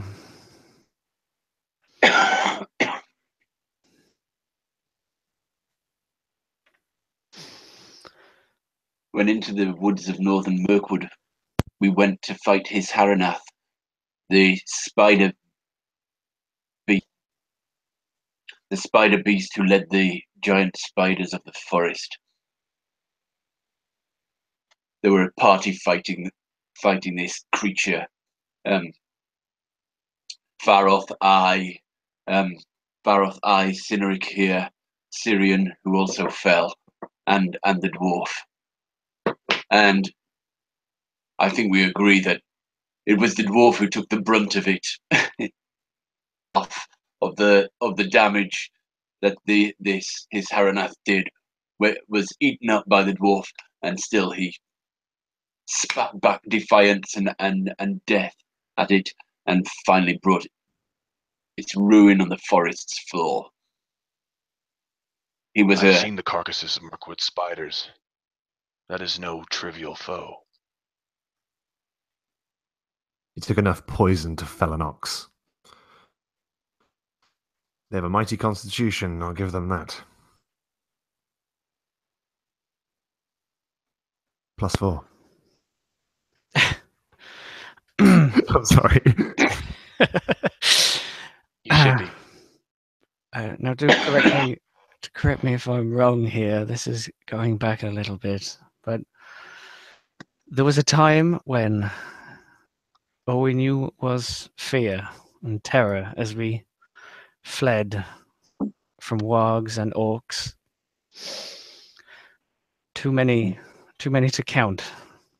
This was along the edges of Ithilien.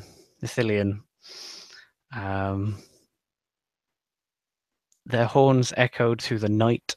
Their horns echoed through the day, We could barely lay to rest, ragged as we were, racing not to be run down. There came a time when they were upon us. And in that time, Nah, without second thought to himself, he veered away, shouting for us to make it.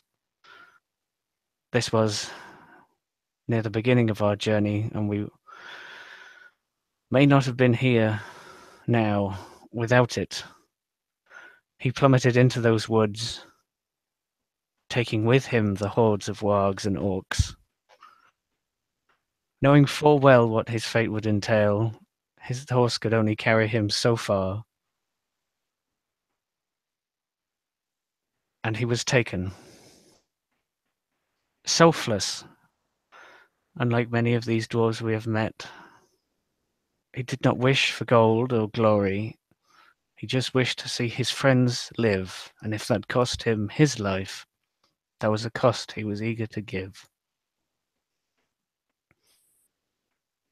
Of course, we found him eventually on the edge of death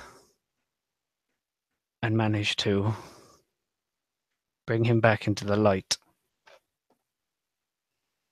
But it is not a sacrifice I have ever forgotten. Even now.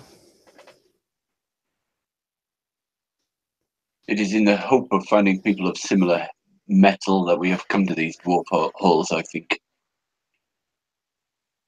And you see after Cynric tells that story, his head is bowed a little.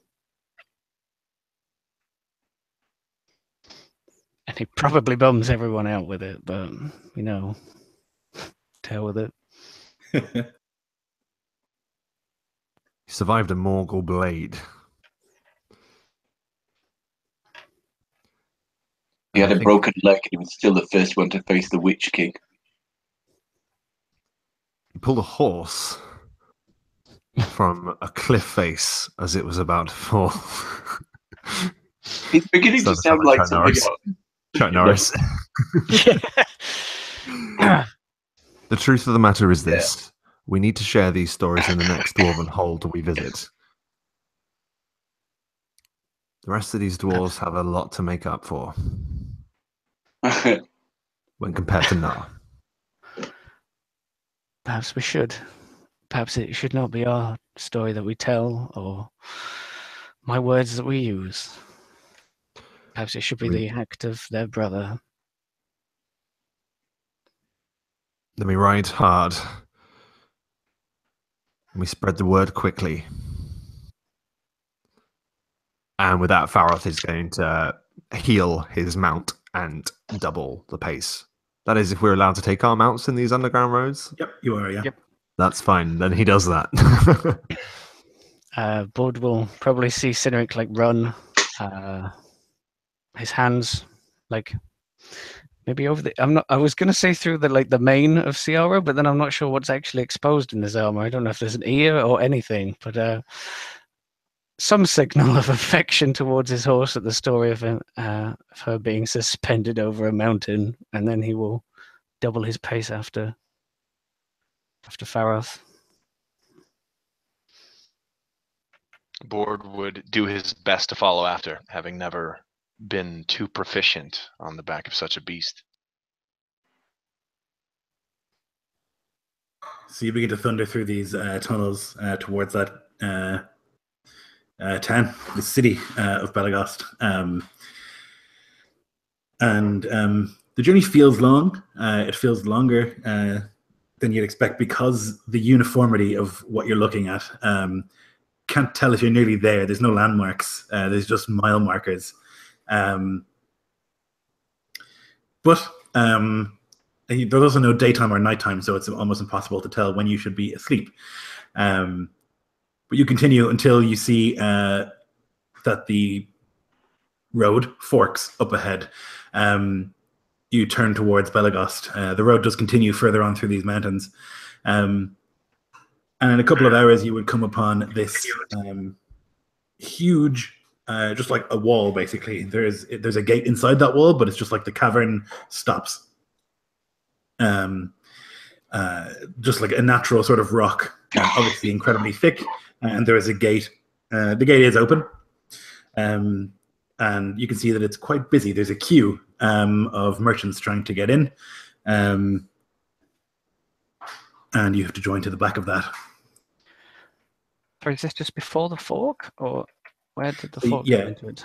The fork, like one path would have continued along this road, which would have brought you further up north, like towards the Torrance Halls. Yeah. And the fork you took takes you to Badagost. Right.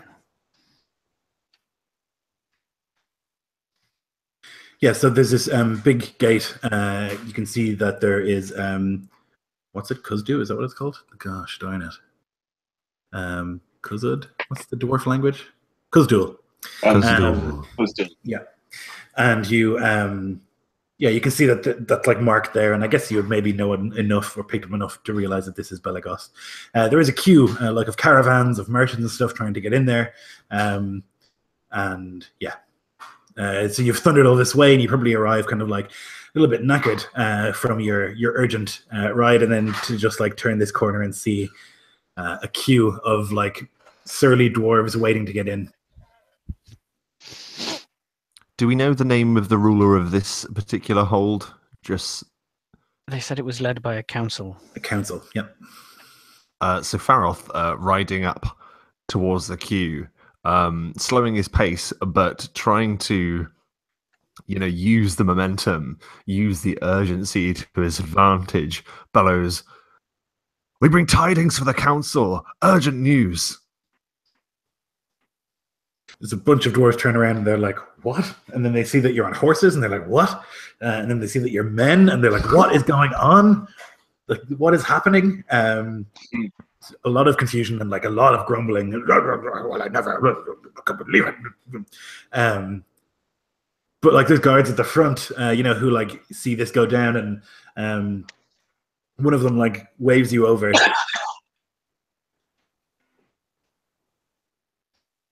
Yeah, Faroth sweeps from the saddle and lands in front of one of these guards and says, "Forgive us.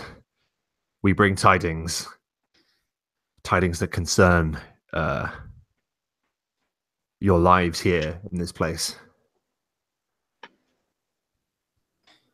Our lives? Faroth presses the letter once again, a now well-practiced maneuver, into the guard's hands.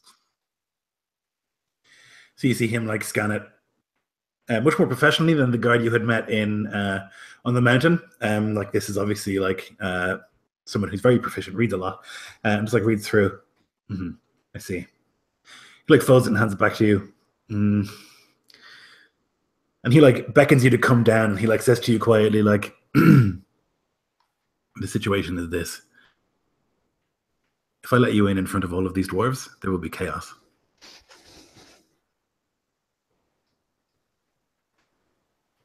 So, did he announce loudly about the lives part? Is that what the guard is worried about? What was it? He's worried about skipping the queue. Skipping the queue. I thought so. I wondered if it was bureaucracy or like the danger panic of mass hysteria. Queue jumping, is a crime where I'm from, at least. So I don't know.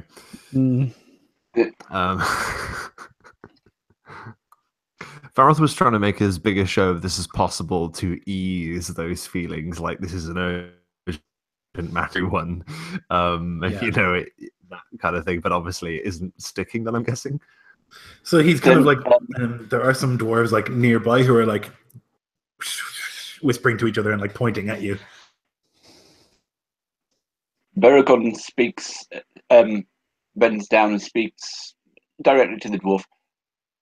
Minus Tirith, there are the main gates, and then there are a few side doors that are rarely used that can allow access in quickly. If there is urgent business, we can avoid the queues and the holds up at the main gates. Could you organize something like that for us? You see, he's like thinking about it.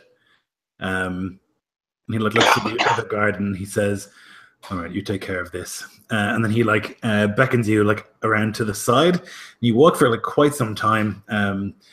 So the wall that you're looking at, the gate is very well illuminated. There's torches and braziers and stuff like that all over the place.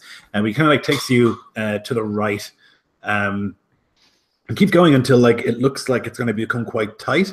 And it's a little darker here. And as you kind of finally get to a place, he looks at a blank wall, and he looks quite carefully, and then he knocks, and nothing happens. And then he moves maybe 10 feet further on, and he's and there's a hollow knocking sound, and he goes, "Oh, okay." And then he does this rhythmic sort of knock that's quite complicated, lots of different steps to it, and finally it just opens, and there are 3 dwarven guards standing there, and they look utterly surprised that anyone is here,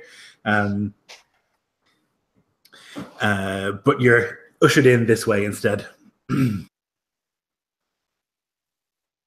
The world was fair, the mountains tall in elder days before the fall. No, he just mentions as he goes past. 2 of those dwarven guards will lead you quickly to the council chambers, through the bustling, much more bustling than Nogrod, this city. It's definitely a merchant place, and you can tell that by the way it's laid out. Even it's a lot more open, less of a fortress. And even on these low levels, there's a lot of hubbub, lots of people, and actual people here as well, humans as well, it seems, not just dwarves. They are rare, but there are some. And he would lead you through this town and all the hustle and bustle and craziness until they come to this, or you would come to this big building, very, very grand, less overt than Firebeard's place. There's wealth here, definitely, but it's not as not in your face, I guess. Maybe this is newer money or something like that, but it doesn't see. I don't know. It doesn't seem as grand, even though you can tell that there's gold inlay on many of the walls and that there are sculptures and things like that. It's a little bit more tasteful, maybe. And he would take your horses, of course. You can't be bringing those into a building, and then lead you to the council chambers. He would walk in after a quick word with some guards. And they would nod, and then he would walk in and he would bring you in, and you would see that there are 7 tables, separate round tables that are set in a circle in this big sort of domed circular room. There's a huge chandelier that hangs from the ceiling. There's lots of dwarves here. All these different people from different factions, it seems, and they're sitting around, and many of them are just writing, and there is currently one very old dwarf. He's standing and he's talking about something. He's speaking very, very slowly. It's not interesting. And this guy comes in, and the guard comes in, and he says, "Excuse me for the interruption, Council. I have these visitors. They say they have urgent news about our safety." And the old dwarf who was talking Excuse me, I was speaking. The chair did not recognize you. And then the guard is "Oh," and he puts his hand up, and then an even older dwarf, whose beard is on the floor, he looks. "The chair recognizes the guardman." And then he says, "Thank you. We have these visitors who have important information about our safety." And then he introduces you. He brings you in, and you can stand in front of these 7 tables. And maybe... Sorry, go ahead. Mutter under his breath. Merchants. Oh, you cut out when you said what you were muttering.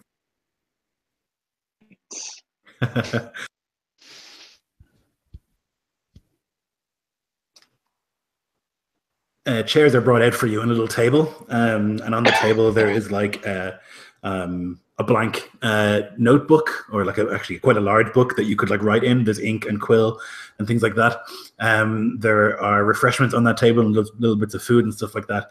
That's brought out, and chairs, and you are placed separate to that circle. They don't make the circle any bigger. They place you outside of the circle.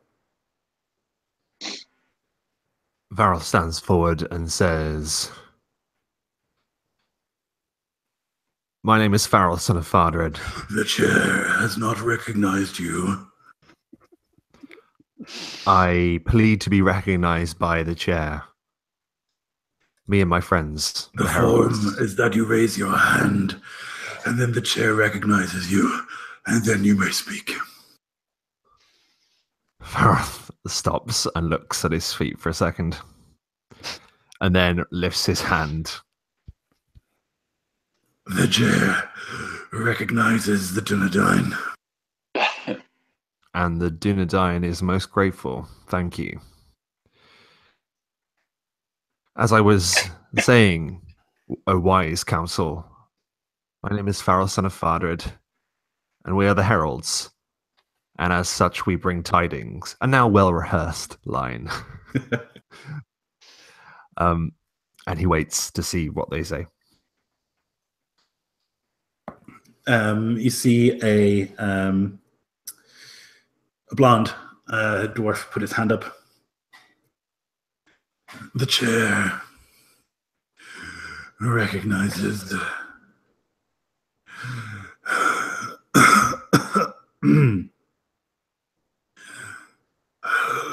the chair recognizes Korth, son of Korth, of the Smithing Guild.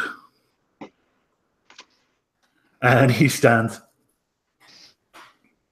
Yes, well, what is the news? What is so you've told them basically, right, that what the danger is, right? Oh no, not yet. No, we were just we were just trying to make it as urgent as possible to get in front of them as quickly as possible. So Faroth will happily explain again. But he's about to, and then he pauses and he thinks to himself, and he thinks perhaps a different tact might prove agreeable in this situation. He looks over to Bord. He doesn't know an awful lot about Bord's culture, his people, but decides that perhaps a frank and honest word from one of his kind may prove to yield different results, perhaps. So Varoth gives Bord an eye to see if he's willing to stand forward and speak. Oh no. Now he's going to be recognized. There's a moment actually when Bord looks at you, Faroth, and you see in his face like a look such as this, and then half a second later, are you seriously really me? And he after oh no, after a long moment, he begins to speak, but I imagine that he needs to raise his hand first. Yeah.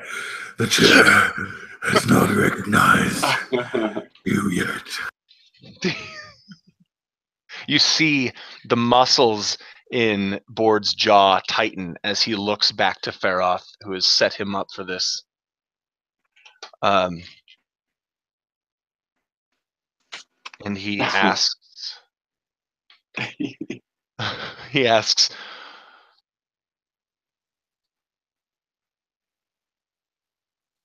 after the silence befalls the room, almost as if people are waiting for something. Rick nudges you to put your hand up first before you say anything. And he's about to, and he gets nudged, and he raises his hand. The chair recognizes. I do not know where you are from. The chair recognizes the large man. Bord stands up even taller and straighter as he says that. He says, I am Bord. He says, I am from east of the Misty Mountains, Karak, the Old Ford. I have done dealings with your kin, though I've never been this far west. He looks to Faroth and he says, "This is no home of mine. I'm not read in any of the lores and histories of the West. These people have known me for but 2 weeks. They're not my brothers." He looks to Cineric. "They're not my kin." He looks to Baragon. He looks to Faroth and he says, "But ours is the siblingship of blood. The family loyalty of blades clashing upon blades. Many of your kind have fallen, and many more will. Something is coming, a shadow to the east." And he looks to Faroth, and at that moment he realizes that he just said the same thing that Faroth is going to say, and he steps back. A bunch of hands shoot up around the tables of these hands, and you can see like many of them are like waving their hands. Some of them are like clicking to be recognized, and the chair is outraged. He's like looking around. Order. We will have order. And the clicking stops. Some of the hands remain up. We, the chair, recognizes Baron, son of Dalrin, of the Warriors Guild. And you can see like an older dwarf. He's got this grey beard, shaved head with runic tattoos across his scalp. More heavy set than many of the dwarves he's been dealing with. And he would stand. That sounded suspiciously like a threat, that more of our people would die. Our people are quite safe, we'll have you know. We've been safe for a long time. Nothing has crossed that bridge in a very long time. Do not feel afraid. We have many warriors here, and between the 3 holds and the difficult access to our holds, no orcs are going to find us and defeat us. We are safe.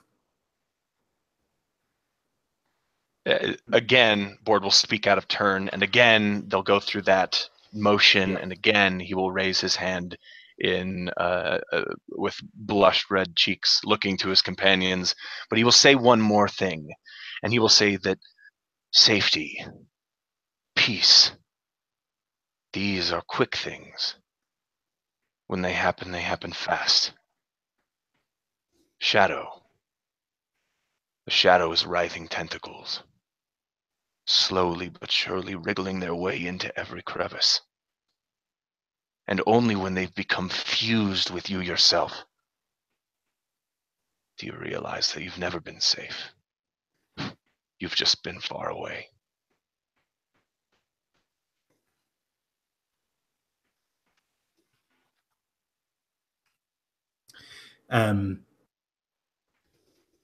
That guy is recognized again, the same one, and he stands.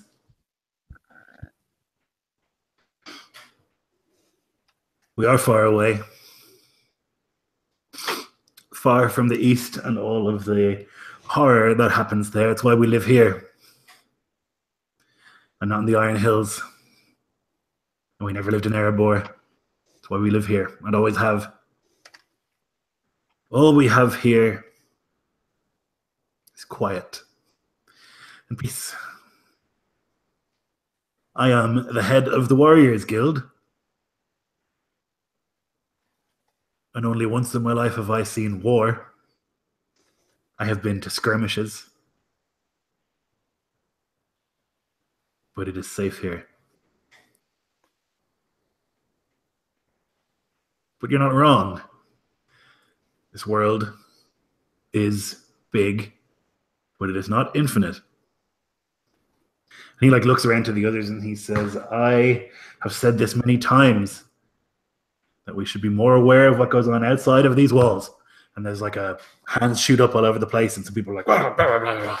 Order will be order.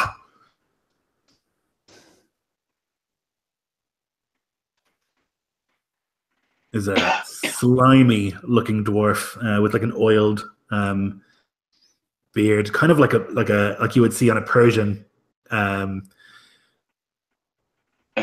from Greek times. You know, that sort of like particularly curled and black and oiled beard and similar hair, wearing jewels. The chair recognizes Ori, son of Ori.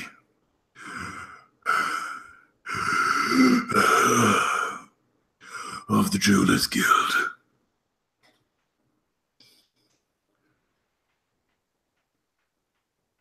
Why have you come all this way? All this way to give us such ill news when all is going so well? We are not embroiled in your squabbles. We live here far from danger. We do not want to be involved in whatever misery chases at your heels.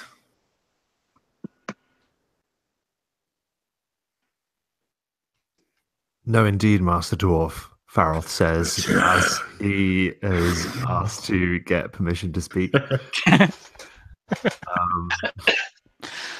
Indeed, it seems the only thing that you're embroiled with is pretty gems.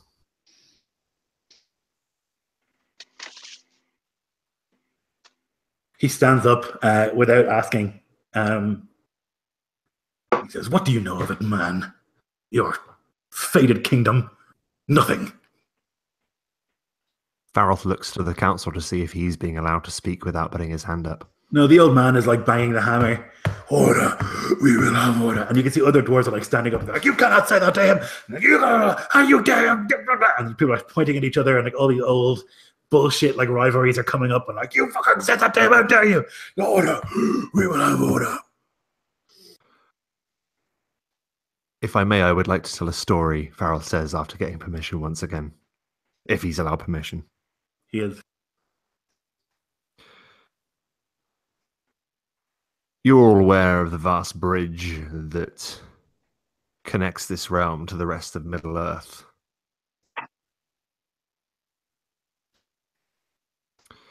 And all who cross it,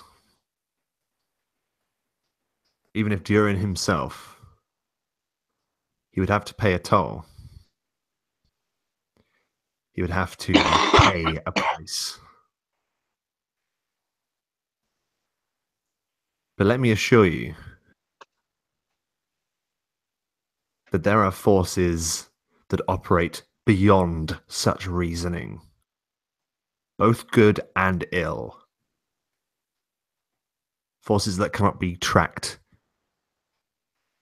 with numbers and the weight of precious stones.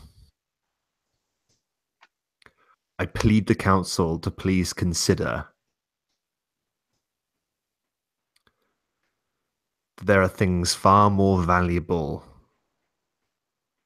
than what this gem cutter is proposing to be important.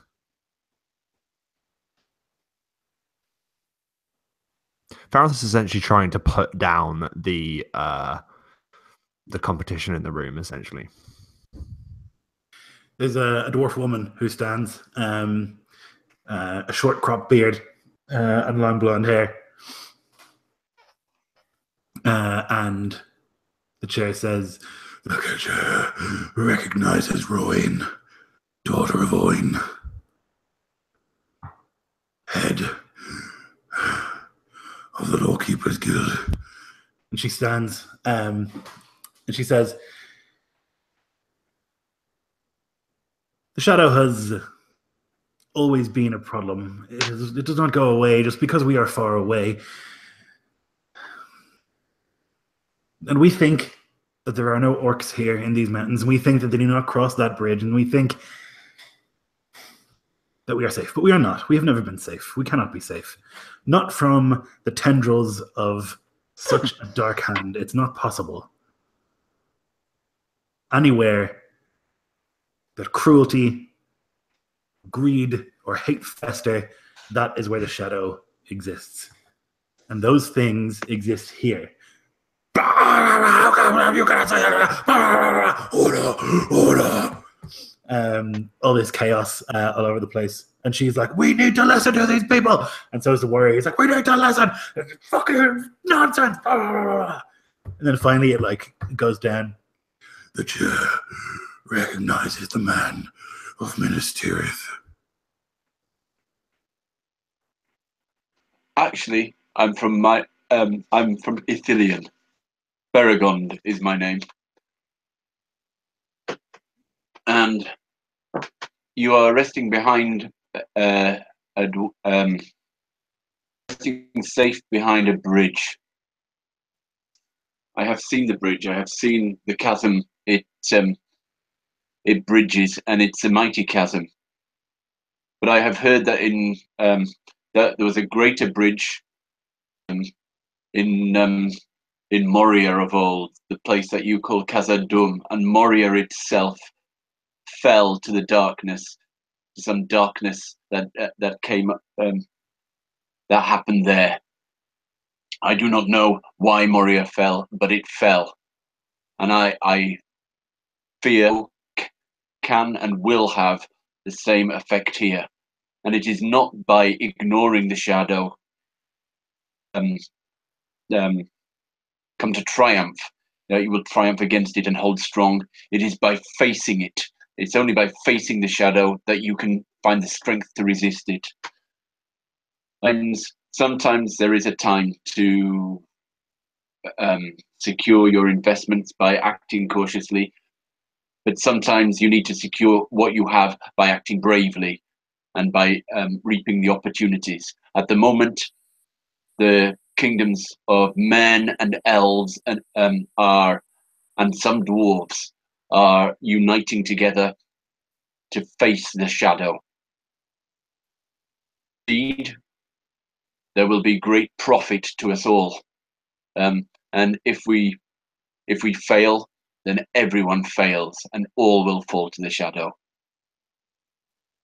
It is this time, the time for brave decisions to be made, and the benefits that will come from a successful decision. I cannot guarantee success, but if we are success, the world will be richer, and your realms will be safer. There's like a rumbling of like people bashing their fists against tables. You can see a lot of the dwarves are agreeing, but there's still some of them like that smarmy fuck from the Jewelers Guild who are just like having none of it. So he is recognized and he stands and he says, interesting words. The facts being what they are. What is it that you expect from the dwarves of Belagost? Us to march from here to where? To do what? We are not a wandering army. We defend our borders as best we can. What is it that you want from us?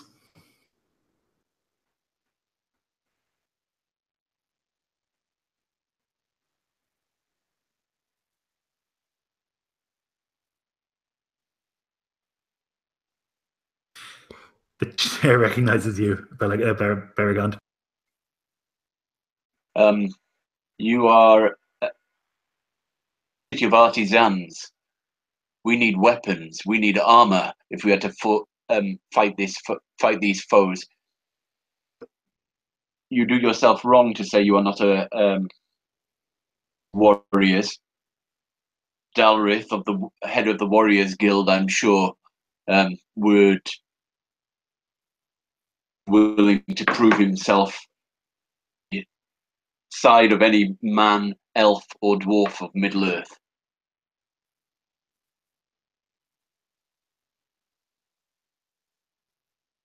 Yeah, he stands and he says, I would. And like you can see like a bunch of the people with him like slapping on the back, and they're like boom, boom, boom, boom, boom, boom, and then like you can see the jewelers go like, "Yo, sit down, you haven't been recognized." Blah, blah, blah. Every time somebody speaks, it's just this fucking chaos. Why they have these rules in place if no one's going to follow them, who knows? Eventually, it calms down again,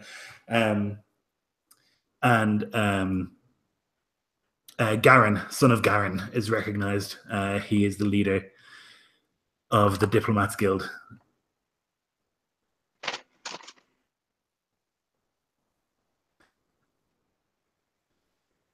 We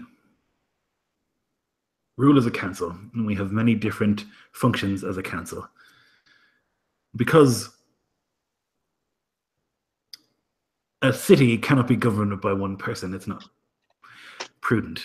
There are too many things, too many interests, and if we have a council, then each interest is given due respect.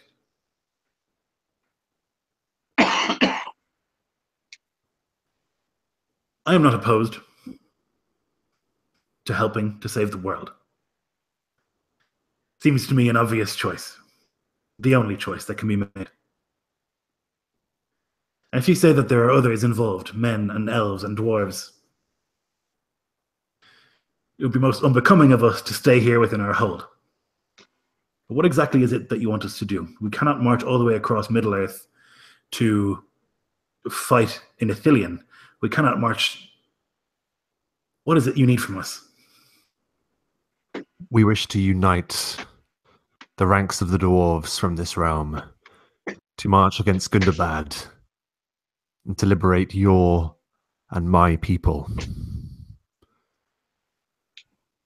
and to fight against the shadow in the future. Gundabad? It is your home. You're All not of your presume to tell me where my home is. The jeweler stands up and he says, and a couple of others are agreeing with him, like, if we know where we're fucking from, what are you talking about? And then others are like, blah, blah, blah. And the chair is like, Garen has the floor. Garen has the floor. And then eventually they sit down. Taking of Gundabad strikes me as foolhardy. It is a stronghold of the enemy. Who else is with you?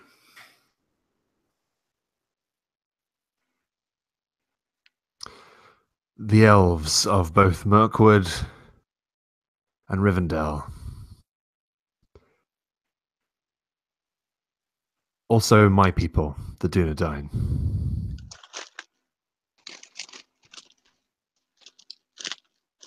The jeweler stands up and is recognized, and he says, And tell me, it seems that you entered into our city via the underground gate. So, we are not the first dwarven city that you have visited. Did you go to Thorin first, or was it Firebeard? We visited King Firebeard first, indeed. As we seek to visit all Dwarven holds.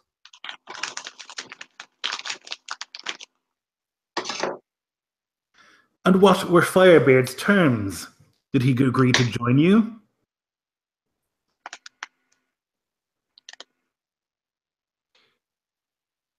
Faroth weighs his options very carefully. He does not agree to join us until all other dwarves do. He says kinda truthfully.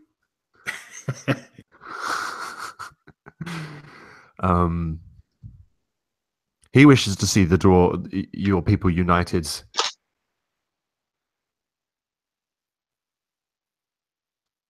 But he wishes to claim Gundabad once the victory is done. If there is a victory. He wants a guarantee. But we here understand that you would require some guarantee too. Or am I mistaken? There's like this collective, you can almost hear cogs turning in all of the dwarven brains as they're like, you can see like almost in unison, they all like reach up to like stroke at their beards as they like think about what the hell they want. And it's like you can hear this like of their brains, and it's almost like a ding. It's like the first party figures this out and like puts their hand up. The smithing guild, and he stands up and he says, "I would suggest that what we want is exclusive trade rights. That if Gundabad were to become open, that we are the only ones entitled to trade, and all trade heading there must go through us." Sits down, and there's like this general like of agreement. Faroth almost has to stop himself from enthusiastically lifting his hand, because he can see that perhaps victory is in sight for them after. So he lifts his hand and waits for permission.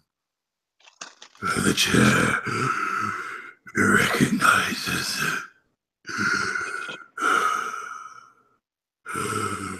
Faroth, son of Fadred. Thank you. Faroth looks and tries to maintain eye contact with as many dwarves as possible as he addresses them, and he says, "Firebeard wishes to claim Gundabad as his own, but I'm certain we can claim these trade rights for you. He will hold Gundabad, but its trade, its wealth, that is something he does not have claim to."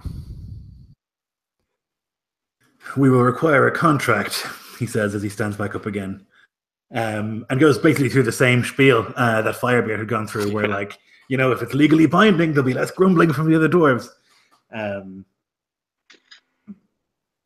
And there's a general murmur of agreement that this seems to be a good plan. Like, he can sit in that chair if we control the money, is what seems to be the thought process. Yeah, and Faroth isn't dissatisfied with the idea of a council of dwarves at least having some control over the control of just one dwarf from another area. He doesn't wish to involve himself in dwarven politics, but the idea of the balance makes him smile to himself. "If you would have your scribes," he raises his hand, obviously. If you would have your scribes draw up a contract, we'd be more than happy to deliver it to the rest of your kin. And he bows respectfully. I hereby call this session of the Council of Belagost to an end for this day. The next meeting of this Council of Belagost. And he goes like through this like laborious process of like telling them what time tomorrow they're going to meet at again. And then there's like a sort of like dum, dum, and then it's dismissed, and then the dwarves kind of like speak to each other, amongst themselves. And some of them would come up to you, and some of them would like pretty like forwardly like shake your hands, or like be pretty. This would be like the smith and the warrior and the diplomat, while others, like the jeweler, comes nowhere near you, and you can see him like staring unhappily in your direction. Is there anyone particularly you want to talk to?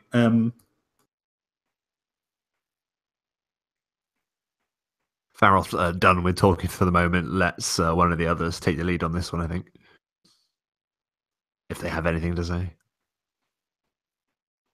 If not, we can head to Thorin's Halls. I just talk to Berigond briefly. Before we get to Thorin's Halls, you know much more than I do. What will Thorin want? If you hazard a guess. I know nothing of. Well, he'll want Erebor back, but what he'll want to join a party. Maybe if we can promise him an army to retake Erebor. That we may be able to do that after we take Gundabad with this army of dwarves and men. Gundabad first, Erebor second. I don't know what he'd want, but that's what I suspect. Then that is the offer we shall give him. Should we talk to the Warriors Guild here, see if they are willing that we can take promise that you will have some army, or should we leave it to the contract negotiator? I think that would be good. I think that would be good. Okay. And I have said little recently in these dwarven halls. I've been a little awed by the place, but I think a warrior speaking to a warrior would do better. Henrik, you speak to Baros, son of Dalrith of the Warriors Guild. If you'd like to come with me, I'm sure your knowledge of the people might come in useful. We skirt through the throng of dwarves towards Aaron, son of Dalry, you said? Dalren. Dalren. Yeah. Let me just check that that's correct. Baron, son of Dalren. Baron, son of Dalren, right.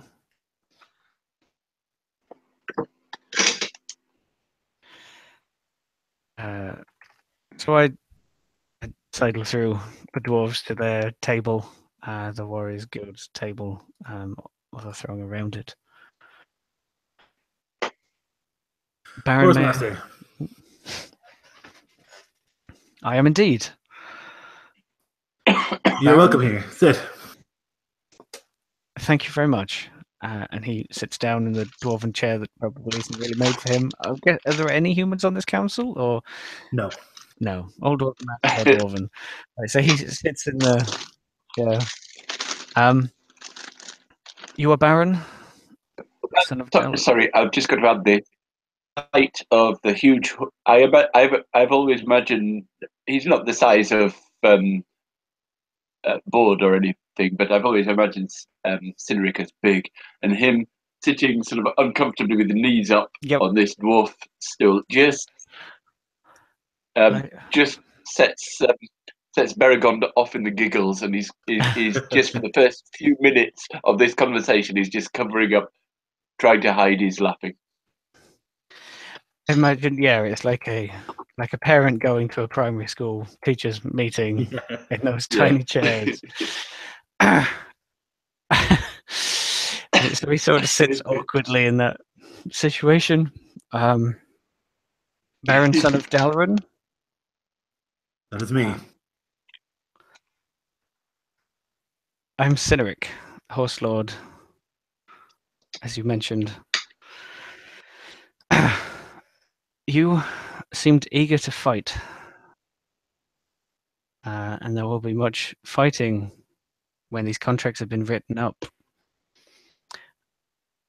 Now, we have one last hold to visit, and we think that the prize they would wish for is another hold.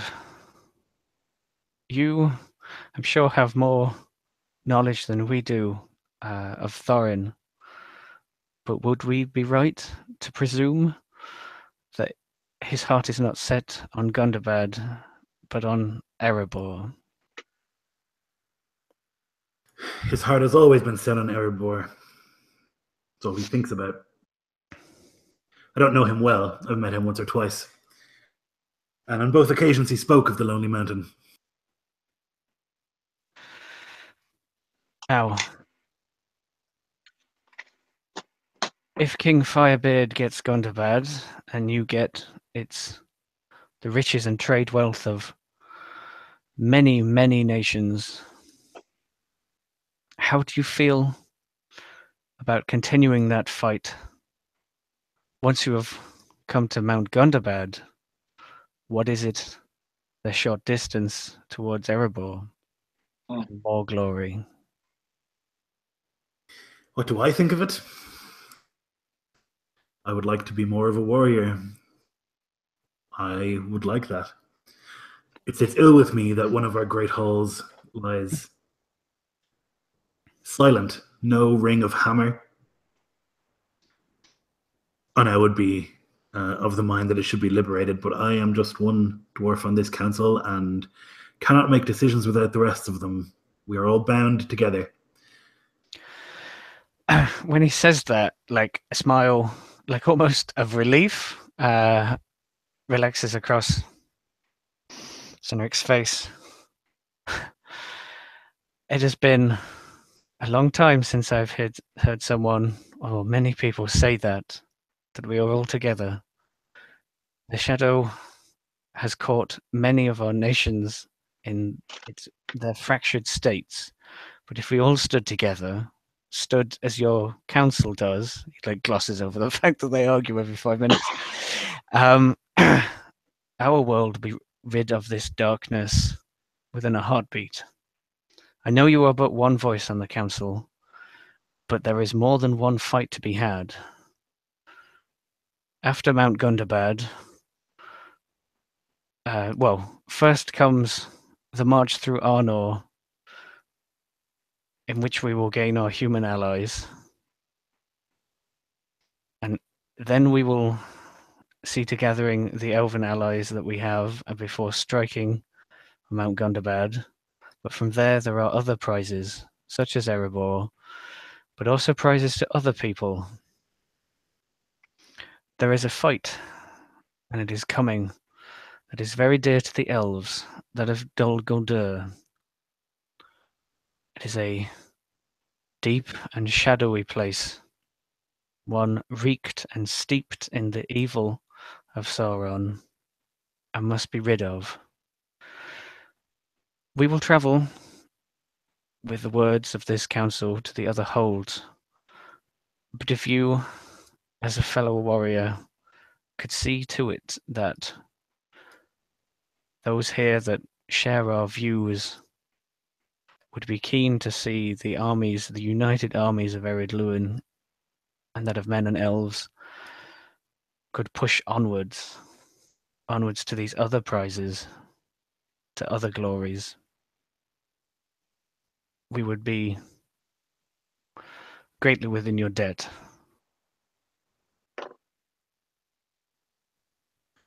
He and the rest of his men are kind of like nodding, and he would say, I agree. I think it's worthwhile. I think it is important. As I say, I'm one on this council of 7 guilds. I will do what I can. The power of each different guild waxes and wanes depending on what is happening, and immutable is the power of the smith and the power of the jeweler. But I will see what can be done. Power of the smith and the power of the jeweler have their place in this fight, but I believe it will be the power of the Warriors Guild that will see victory upon this field, and many like it. We are men of action, but also men of words.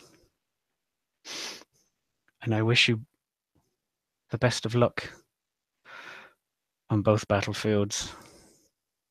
And do I know like a dwarven respectful, beyond like bowing, some sort of soldier's handshake or something that Noah might have mentioned? Something more warrior and military than civil. Kazuk Hazad, the axes of the dwarves. Kazuk Kazad, then. He would respond the same, and he would say, I wish you luck in your journey. I would be careful with Thorin. He has a temper. I nod thoughtfully.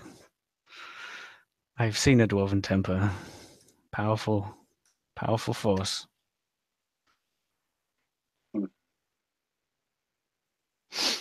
And he like nods to him and gets up out of his chair, and then wades his way back again. I guess looks to Beragond, smiles. That seemed to have gone well. Yes, There are dwarves among them that will fight. it was a good decision to mention Dol Guldur.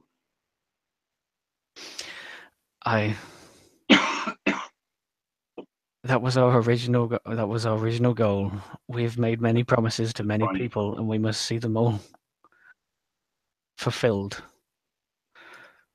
That is Okay. prime. Yes.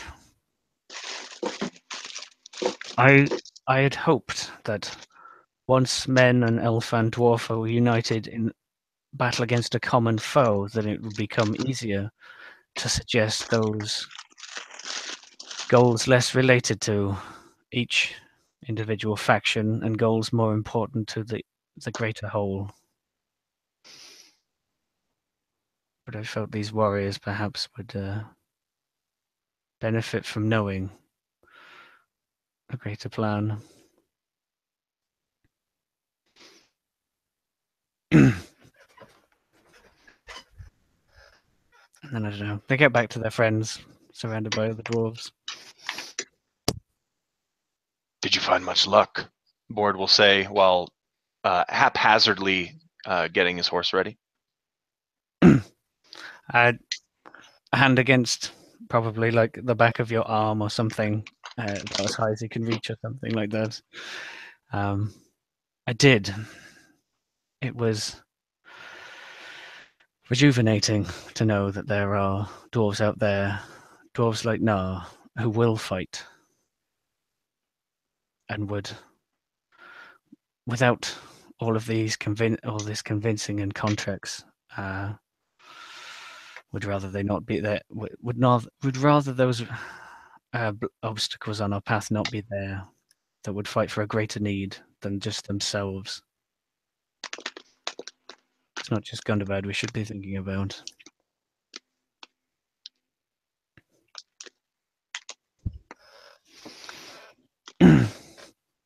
What of your people, Bord? Would they come? A long kind of gaze almost through the horse as he's really having trouble strapping on this barding, and even might motion for you to help Sinric, because you're clearly someone who's better at this. But he mentions, he says, the blood of my people do spill, but they spill into the forests of Mirkwood and into the Anduin. I'm afraid my people have their own war they're fighting. It is not just Dol their war. Guldur technically stands within Mirkwood, within the forest. Maybe Yes. people would join us for that battle, the great battle. When you say Dol Guldur, I think you'll see the arms of Bord are matted with hair. There's just hair everywhere, and you see it stand on end. As you mentioned the name of the great dark fortress, and but he doesn't speak. He doesn't say anything. It is not just your people's fight, but all of our fight. They shall not fight alone for long, hopefully. I hope so too. Close friends. We're getting closer. I can almost feel it. And they like heft the pack. I know I didn't mention it, but I felt that he would have taken the thing off, the mithril off again after arriving. And he puts it back on again. I don't know, out of habit or out of a grand entrance. Though maybe he has pause for thought if this angry and greedy dwarf they march to might see it. There is only one thing that stands in our way now, and it is an oaken shield.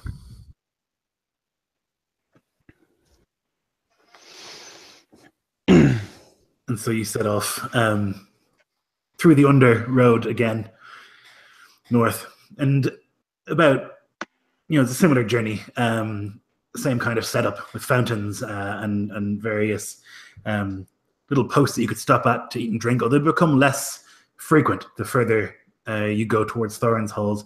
It becomes less crowded too. There are way less people, less dwarves, heading in this direction or heading away from it. It becomes a little bit more isolated. And towards the second day, you've gone a couple of hours without seeing another person. And you ride for several more, just you in this dark road. You can see that some of these braziers haven't been lit, that there is pockets of darkness as you approach Thorin's halls. You'd have been going, it would have taken you about 2.5 days to get here. And you approach these gates, much less grand than those of Belagost, and much less grand of those of Nogrod. Functional, austere, Spartan, maybe. And there are a number of dwarves along the top.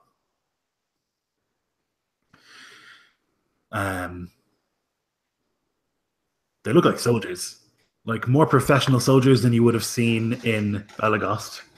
Their guards don't have that bumbling look that you expect of guards everywhere in the world. They look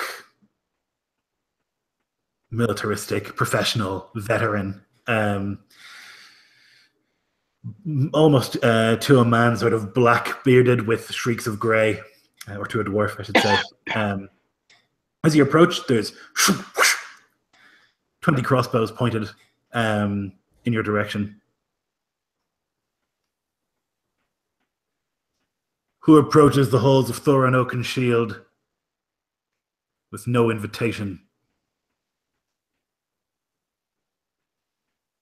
We may lack invitation, but we do have a letter of introduction. For we are the Heralds, and as such, we bring tidings. Faroth is now getting tired of the line, but it seems to keep working. You can enter, but you will surrender your weapons at the gatehouse. Faroth gives that look. They've been asked this before. And he looks to his friends to see if they're willing to comply or not. Ford shrugs. It's been a long trip. Yeah. Baragon's already taking out his different swords. We have like at Ered moment where you're pulling spears out of your pant legs and daggers out of everywhere. Because we're like some distance away, or we're behind Faroth, and it's dark and gloomy. Perhaps can I dismount and pack away the armor? Yeah, no, I assume that you would have done that before you got here. Yeah, I got a bad feeling. I think the further we got down this tunnel. Into the dark. So yeah, he's packed it away because it's not necessary either for protection. He will give over his axe and his bow. There is nothing special about this axe apart from it's survived the Witch King.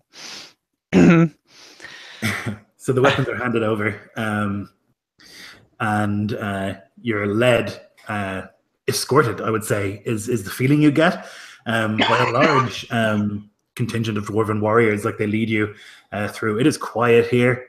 It's dark. There's no hubbub. It really feels more like a military base than a town. You know that it is a town, and you can hear sort of the ringing of hammers occasionally, but it definitely seems a lot stricter. You're brought directly to this throne room, although you wouldn't call it a throne room. It's really more of a council chamber. And Thorin is standing with his back to you. He's like looking at this tapestry. And you're brought in, and the guards kind of like, shoo, shoo, shoo. And they say, "My lord, the heralds, and he turns. He like sucks in his teeth and he like looks at you for a moment. Send for my advisor, he says, and two of the guards leg it. So, you are the Heralds. Stories led me to believe that you were 20 feet tall. I'm somewhat disappointed. Just one of us.